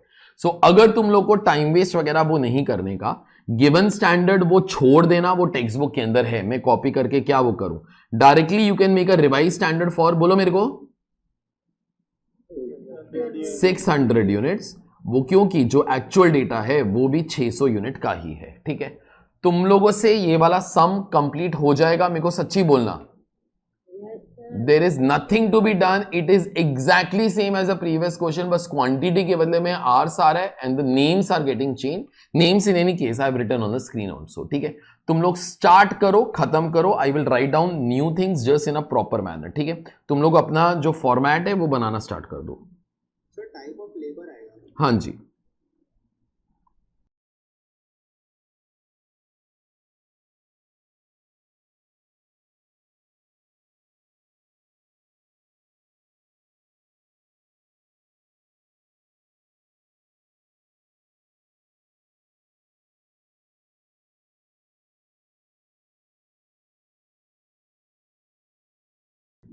मैंने अभी अभी तो बोला बेटा, गिवन स्टैंडर्ड नहीं बनाने का तो मत बनाओ, वो बुक के अंदर है ना यार.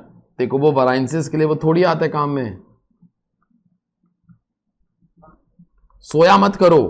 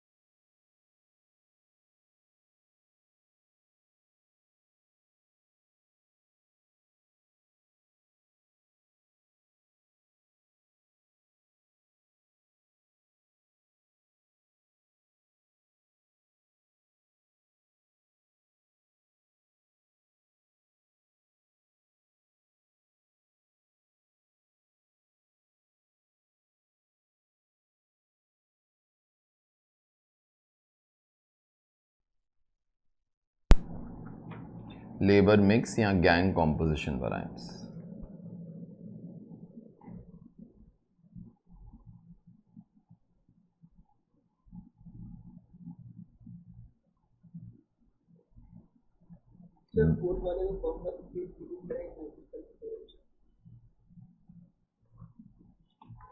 जो मटेरियल के लिए लिखते थे बस क्वांटिटी के बदले में आर्स आ जाएगा बेटा।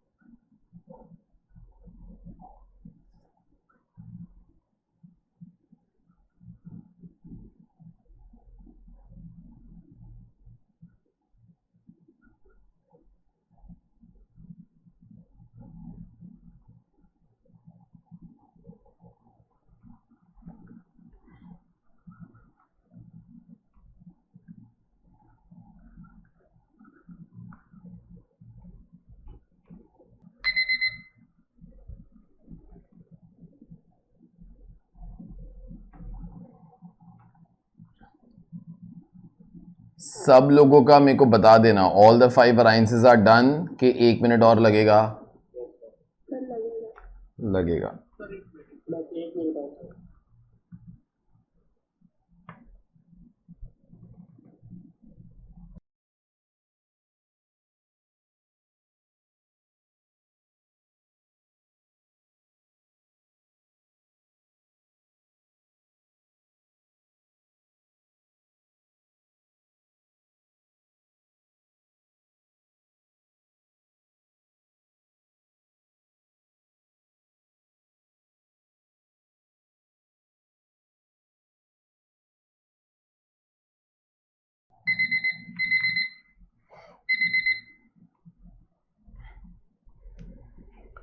चलो सुनो,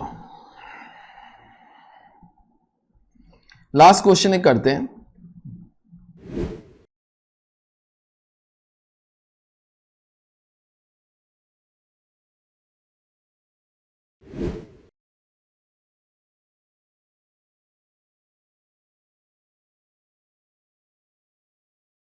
क्वेश्चन नंबर 11 सुनो। हाँ वो अभी नहीं, क्योंकि कुछ और वो लेबर के अंदर आना है, वो 3-4 क्वेश्चंस के बाद आएगा। ठीक है, सुनो मेरी बात। देखो क्वेश्चन नंबर 11 के अंदर, in fact I am not even trying to read up the question also. आप लोग क्वेश्चन नंबर 11 पढ़ो, ठीक है। उन लोगों ने मटेरियल्स वाला जो पार्ट पूछा हुआ है ना, calculate material price variance and usage variance, ठीक है। तो मटेरियल का सिर्फ 2 ही वेरिएंसेस पूछा हुआ है। तुम लोग मटेरियल वाला काम करना, मैं लेबर वाला काम करेगा, ठीक है। तुमको जो शॉर्टकट यूज करने, गिवन स्टैंडर्ड नहीं बनाना, मत बनाना, ऑल दो थिंग्स आर योर लुकआउट, ठीक है।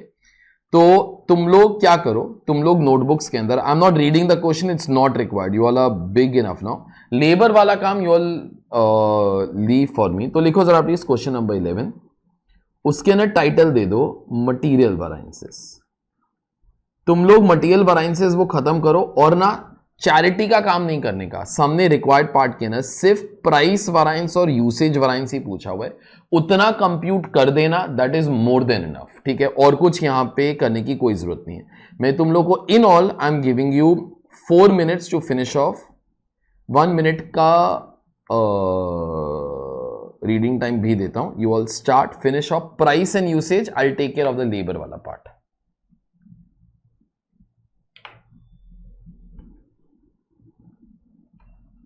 ज्यादा टाइम लगेगा तुमको।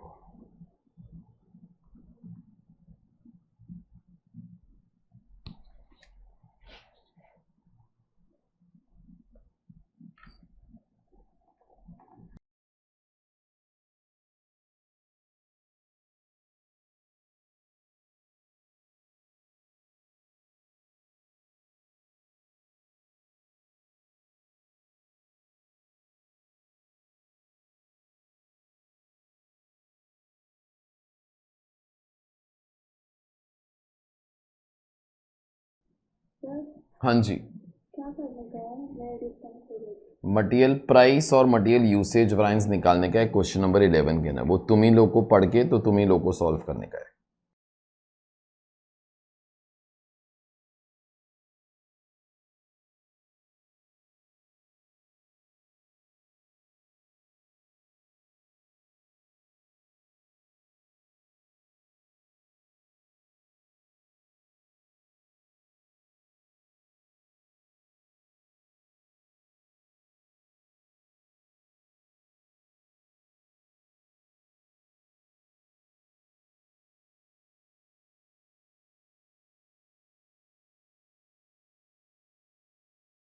तुम लोग रिवाइज स्टैंडर्ड बना रहे हो फॉर कितना यूनिट्स? 6000। Continue please, continue. चलेगा चलेगा चलेगा।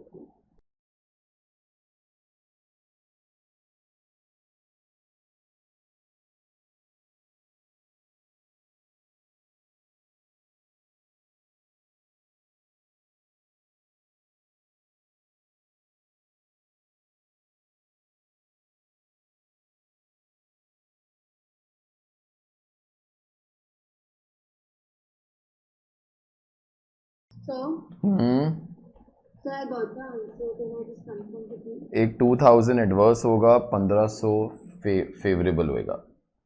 Okay.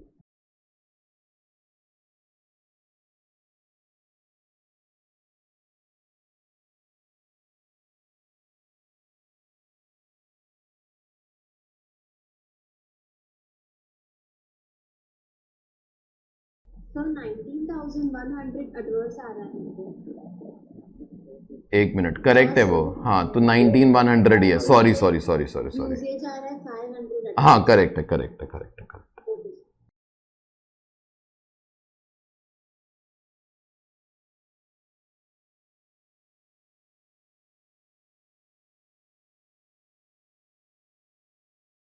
ये 19100 है material price variance, Yes, sir. Adverse ना? Yes, sir. Adverse. हाँ।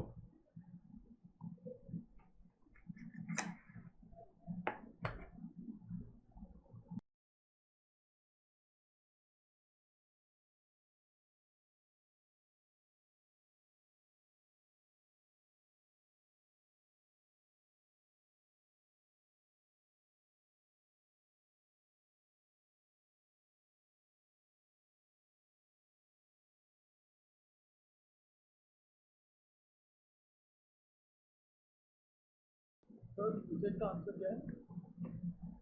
500 एडवर्स ना? Adverse. 500 ना? हाँ, adverse.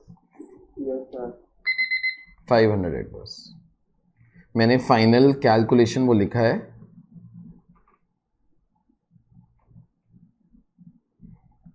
$500 एडवर्स।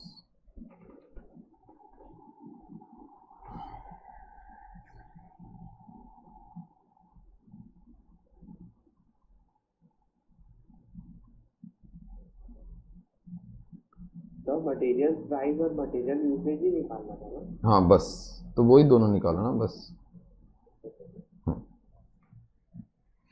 चलो सुनो मेरी बात, देखो अभी उन लोगों ने ना लेबर रेट और एफिशिएंसी भी बोला है, अपने नोटबुक्स के अंदर लिखो लेबर वैरिएंसेस।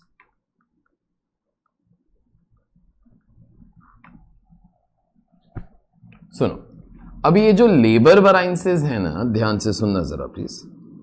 यहां पे I am trying to compute all the variances. Honestly उन लोगों ने सब कुछ नहीं पूछा हुआ है, आई डू नो दैट, लेकिन मेरे को कुछ ना कुछ वो बोलना है, so that's why I am trying to be doing it. ठीक है, मैं गिवन स्टैंडर्ड भी बना देता हूं, वो एक ही लाइन का काम है वैसे तो। मेरे को जरा बोलो यहां पर कितना टाइप्स ऑफ वर्कर्स है, सोच के बोलना कितना टाइप्स ऑफ वर्कर्स है।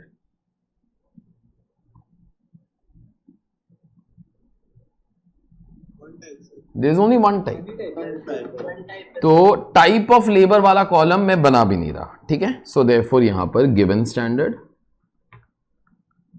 रिवाइज स्टैंडर्ड,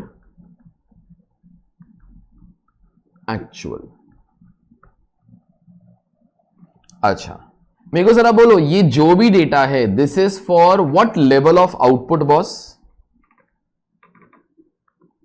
1 यूनिट नो, तो labour variances are dependent upon output, so 1 unit. अच्छा, लेकिन एक्चुअल के अंदर आउटपुट कितना आया था? 6000 यूनिट्स, तो revise standard will also be prepared for 6000 units. Hours rate amount, hours rate amount, hours rate amount.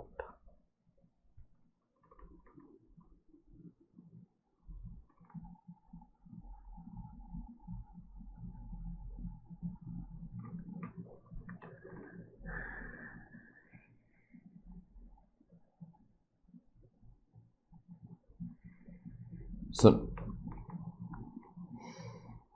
बराबर से सुनना मैं क्या बोलता हूं, बराबर से सुनना मैं क्या बोलता हूं। देखो इस क्वेश्चन के अंदर, इस क्वेश्चन के अंदर अभी 1 यूनिट बनाने के लिए 3 आवर्स लगना चाहिए था eight the rate of 8 per hour, 24 rupees का लेबर कॉस्ट का खर्चा होना चाहिए था। तो 1 यूनिट के लिए 3 आवर्स, तो 6000 यूनिट्स के लिए 18,000 आवर्स लगना चाहिए था। 8 रुपीज के हिसाब से 1,44,000 रुपीज का खर्चा होना चाहिए था। अभी आगे जरा ध्यान से सुनना। अभी एक्चुअल के अंदर ये वाला लाइन में पढ़ रहा हूं, the company worked for 17,500 direct labour hours during the year, तो इतने आवर्स का काम हुआ। For 2,500 of these hours the company paid at the rate of 12, while for the remaining wages were paid at standard rates. चलो ठीक है, तो worker लोगों का ना शायद हम लोगों ने बीच में पगार बदल दिया, ठीक है।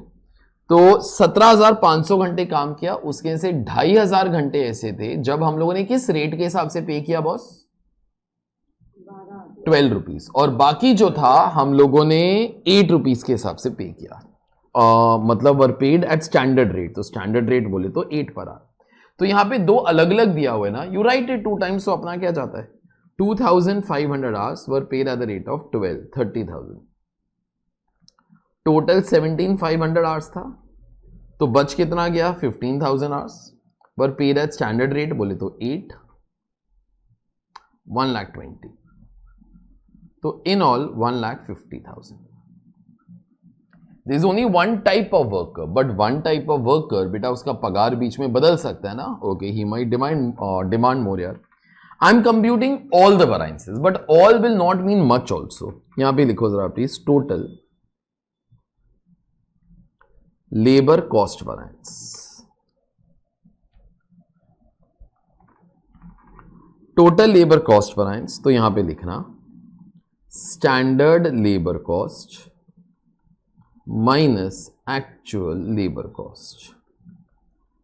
तो 1,44,000 रुपीज का खर्चा होना चाहिए था, 1,50,000 रुपीज का खर्चा जो है वो हो गया, तो 6,000 रुपीज ज्यादा हुआ adverse. Second, labour rate variance. Labour rate variance कैसे कंप्यूट होता है? Standard rate minus actual rate into actual hours.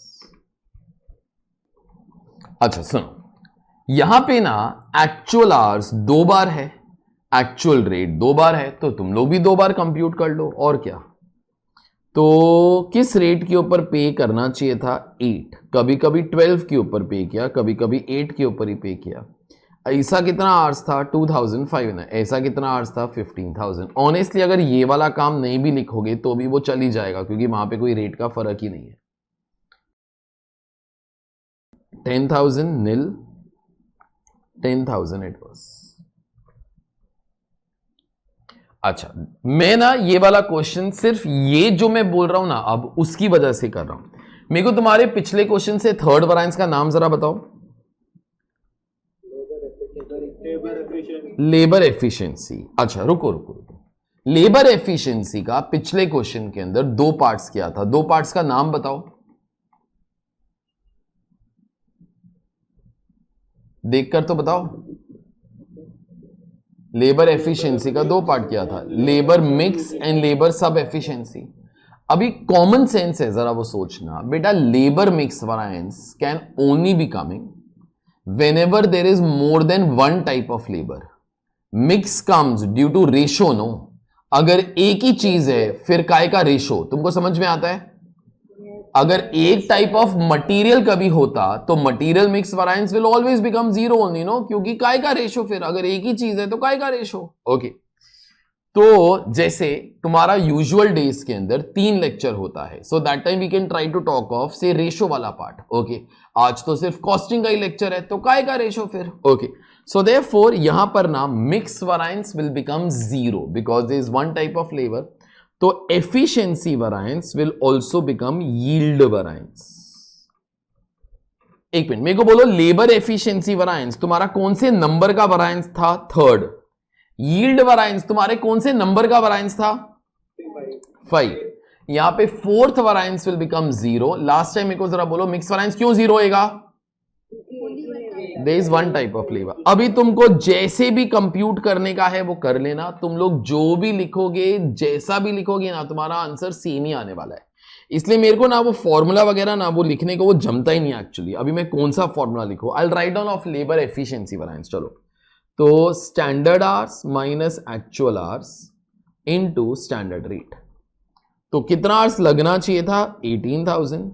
कितना आवर्स लग गया? 17,500 इनटू, तुमको समझ में आएगा, स्टैंडर्ड रेट लोगे तो भी 8 है। को बोलते हैं सर मैं वेटेड एवरेज रेट लूं, पागल, वेटेड एवरेज रेट वो लेगा, it will become this upon this, that will be nothing but 8 only, no.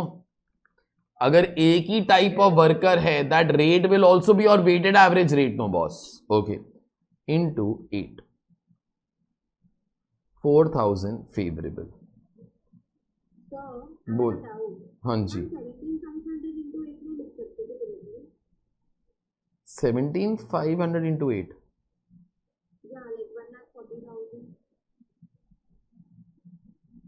मतलब लेबर रेट वेरिएंस के लिए हाँ हम उसको 1,40,000 माइनस 144 नहीं कर सकते थे क्या? तो हमको आ जाता फेवरेबल। किसके लिए? आप लेबर, आप कौन से वैरायंस के बारे में बात कर रहे हो? लेबर रेट वेरिएंस के बारे में बात कर रही हूँ सर। उसमें 1,40,000 नहीं लिख सकते थे, 17,500 into 8 माइनस सॉरी या 1,50,000। हाँ बराबर है, तो लिख सकते थे। आप ब्रैकेट खोलोगे तो same answer will only come, no, that's okay. हाँ, that you can do in all the questions also till now, ठीक है। Okay, 6,000 adverse is equal to 10,000 adverse plus 4,000 favourable.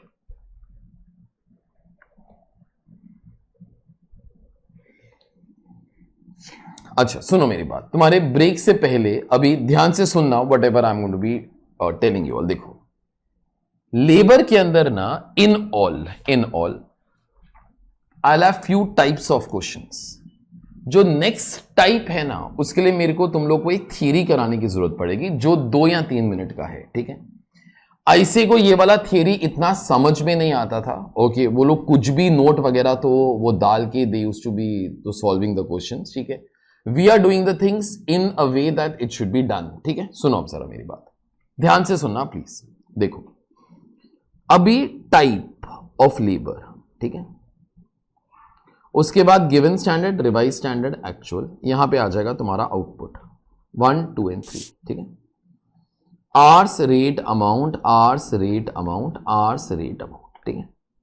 अभी स्किल्ड, सेमी स्किल्ड, अनस्किल्ड, ठीक है। तो यहां पे आ जाएगा total. One thing that I am trying to talk of is that ये आर्स के अंदर, ये आर्स के अंदर क्या क्या इंक्लूड होता है, ठीक है। ये आर्स के अंदर क्या क्या इंक्लूड होता है, ठीक है। तो first thing is, now this is consistent with my chapter of overheads also that I have done and labor costing also that most of you all have done, ठीक है। in any case उसका कोई reference वगैरह वो नहीं आने वाला। in overheads also whatever you all have done that will be enough for us। देखो, ये आर्स के अंदर क्या क्या इंक्लूड होता है। तो फर्स्ट बराबर से सुनना जरा प्लीज। एक वर्कर फैक्ट्री ज्वाइन हुआ, ये सेम एग्जांपल है जो मैंने 2 बार पहले भी दिया रहेगा। बोलता है साहब मैं कल से ज्वाइन कर रहा हूं, आप मेरे को पगार क्या देगा? मैं बोलता हूं सुन, तू फैक्ट्री आना 10 AM to 6 PM। बोलता साहब आकर मैं 8 आवर्स काम करूंगा। मैंने बोला 8 आवर्स काम नहीं करने का बेटा, 8 आवर्स फैक्ट्री आने का। उसके अंदर से 2 आवर्स तेरा लंच ब्रेक है, टी ब्रेक है, time allowed for personal needs whatever you might have. बोलता ठीक है सर। तो बोलता सर मैं कितने आवर्स काम करूं? मैंने बोला भाई तो 6 आवर्स काम कर लेना। बोलता साहब ठीक है। तो 8 आवर्स के अंदर से in this case he is going to be working for 6 hours. बोलता सर पगार कितना देगा? मैंने बोला हर घंटे जो तू काम करेगा ना, I will pay you ₹80 per hour. Okay, तो दिन का तेरे को 480 रुपीज पे करेगा। बोलता साहब ठीक है। Although it is 480 but we always treat 480 as 8 hours into balancing figure 60 per hour. Instead of thinking 480 as 6 hours into 80 per hour, we always think 480 as this particular data. एक मिनट, ऐसा कुछ याद आता है that we all have done before in overheads also? Okay. हम लोग हमेशा ये वाला सिस्टम फॉलो करते हैं। ये वाले सिस्टम का एक चीज, this system always includes a provision for normal idle time. This always includes a provision for normal idle time. ठीक है, तो ये जो 2 hours है ना बेटा, ये क्या है? This is normal idle time. ठीक है, तो हर जगह पर जिधर भी तुम लोग लेबर आवर्स लिखते हो ना, वो हमेशा ये वाला लेबर आवर्स होता है जिसके अंदर नॉर्मल आइडल टाइम इंक्लूडेड होता है। ठीक है, जिसके अंदर normal idle time included. Normal idle time बोले तो lunch break, tea break, time allowed for personal needs, whatever you all might have. ठीक है, सो अभी बराबर से सुनना। Standards are made on the first day. Standards are made on the first day. First day भी अपने को normal idle time के बारे में तो मालूम ही रहता है। हम ही लोग लंच ब्रेक, टी ब्रेक वगैरह वो सब कुछ तो वो बोलेगा ना। ओके, तो याद रखना इन आवर्स के अंदर हमेशा नॉर्मल आइडल टाइम इंक्लूडेड होता है। Standards are made on the first day but normal idle time is also known on the first day. Okay, तो इस डेटा के अंदर हमेशा एनआईटी इंक्लूडेड होता है। अगर उसके अंदर होता है तो इसके अंदर भी तो होता होगा। And in reality also workers get paid for normal idle time. तुम लोगों ने ना तो ओवरहेड्स का एक क्वेश्चन भी सॉल्व किया था जहां पे मैंने तुम लोग को लिखवाया भी था that workers get paid for normal idle time. Okay, वो एंडिंग का शायद 3rd लास्ट या 2nd लास्ट क्वेश्चन था। ठीक है, तो इन आवर्स के अंदर हमेशा नॉर्मल आइडल टाइम इंक्लूडेड होता है। एक्चुअल के अंदर भी मैं वर्कर को कितने आवर्स के लिए वो पेमेंट देने वाला हूं बेटा? 8 आवर्स। तो 8 आवर्स के अंदर 2 आवर्स का नॉर्मल आइडल टाइम इंक्लूडेड होता है। Is this all okay? तो सुन, नॉर्मल आइडल टाइम ना इस डेटा के अंदर भी है, इस डेटा के अंदर भी है, इस डेटा के अंदर भी है। मतलब इस डेटा के अंदर भी है और इस डेटा के अंदर भी है। अगर इसके अंदर भी है और इसके अंदर भी है, उसको भूल जाओ। कोई बोलते सर क्यों भूल जाओ? We are doing a chapter of standard costing where by we are interested in variances. Variances come because of differences. अगर कोई चीज इधर भी है, कोई चीज इधर भी है, तो उसकी वजह से तो कोई फर्क नहीं आ रहा ना। तुमको समझा जो मैं बोला? तो आईसीए ने ना आज तक 1949 से लेके आज तक स्टैंडर्ड कॉस्टिंग के अंदर कभी भी ऐसा क्वेश्चन नहीं पूछा जहां पर नॉर्मल आइडल टाइम दिया जाता है, क्योंकि नॉर्मल आइडल टाइम हर एक जगह पर है, तो फिर उसको देने का यूज ही क्या है। ठीक है, so therefore in this particular case तुम लोग भी नॉर्मल आइडल टाइम को भूल जाओ। बोलते सर फिर आपने सिखाया क्यों? ओके, क्योंकि अभी तुमको एक और चीज भी बोलने वाला हूं। ठीक है, ध्यान से सुनना। वर्कर ना नेक्स्ट डे फैक्ट्री आ गया। ठीक है, उसको 8 घंटे फैक्ट्री आने का था, 6 घंटे काम करने का था। 10 AM to 2 PM बंदे ने सॉलिड काम किया, तो दिन का 4 घंटे का काम वो हो गया। उसके बाद 2 घंटे का उसका लंच ब्रेक था, टी ब्रेक था, खाया पिया वो सो गया। ठीक है, 4 o'clock उठा, उसको 6 बजे तक काम करने का था। काम कर रहा था, बीच में ना 5 बजे लाइट चला गया। ओके, 1 घंटा ट्यूबलाइट की तरफ वो देखता रहा, लाइट कब आएगा, लाइट नहीं आया। 6 बजे बंदा घर चला गया। अब जरा सोचो उस दिन सच्ची के अंदर क्या हुआ?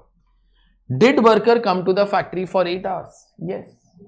वो 2 घंटे तो वैसे भी काम नहीं करने वाला था, तो कितने घंटे काम करने वाला था? 6। लेकिन कितने घंटे काम कर पाया? 5। This 1 hour is called as abnormal idle time. This 1 hour is called as abnormal idle time. Something that we did not know will happen. वो तो होएगा तो ही पता चलेगा ना यार। ओके, तो this 1 hour is called as abnormal idle time. याद रखना, abnormal idle time कभी स्टैंडर्ड्स के अंदर तो हो नहीं सकता बेटा। abnormal idle time तो होने के बाद ही पता चलता है ना। Standards are made on the first day, तो स्टैंडर्ड्स के अंदर abnormal idle time तो नहीं होएगा। ओके, अगर ये स्टैंडर्ड के अंदर नहीं है तो ये स्टैंडर्ड के अंदर भी नहीं होएगा। लेकिन रियलिटी के अंदर एक्चुअल डेटा के अंदर तो एबनॉर्मल आइडल टाइम हो सकता है ना यार। तो याद रखना एबनॉर्मल आइडल टाइम सिर्फ कौन से डेटा के अंदर हो सकता है, सिर्फ कौन से डेटा के अंदर, एक्चुअल डेटा के अंदर। ठीक है, तो सुनो, अगर एक्चुअल डेटा के अंदर है तो तुमको क्या फर्क पड़ता है, बहुत फर्क पड़ता है। ओके, तो एक तो ना छोटा सा चीज जरा याद रखना, अगर एबनॉर्मल आइडल टाइम होएगा ना तो सम का फर्ज है कि तेरे को बताए कि भाई एबनॉर्मल आइडल टाइम था।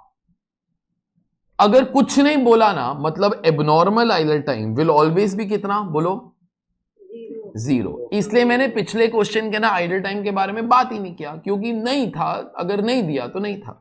तो by default abnormal idle time is always 0। ठीक है, आज से ना एबनॉर्मल आइडल टाइम को मैं इस पूरे चैप्टर के अंदर सिर्फ आइडल टाइम ही बोलूंगा, क्योंकि नॉर्मल आइडल टाइम मेरे को बताने की कोई जरूरत ही नहीं है, क्योंकि वो तो हर जगह पर है। ठीक है, तो अगर एबनॉर्मल आइडल टाइम क्वेश्चन के अंदर दिया हो तो तुमको क्या फर्क पड़ता है, फर्क पड़ता है first total labour cost variance, खर्चा कितना होना चाहिए था, खर्चा कितना हो गया, बराबर से सुनो। उसके बाद लेबर रेट वैरिएंस कैसे कंप्यूट होगा, standard rate minus actual rate into actual hours. ठीक है, इंटू एक्चुअल आवर्स कंप्यूट कर लो।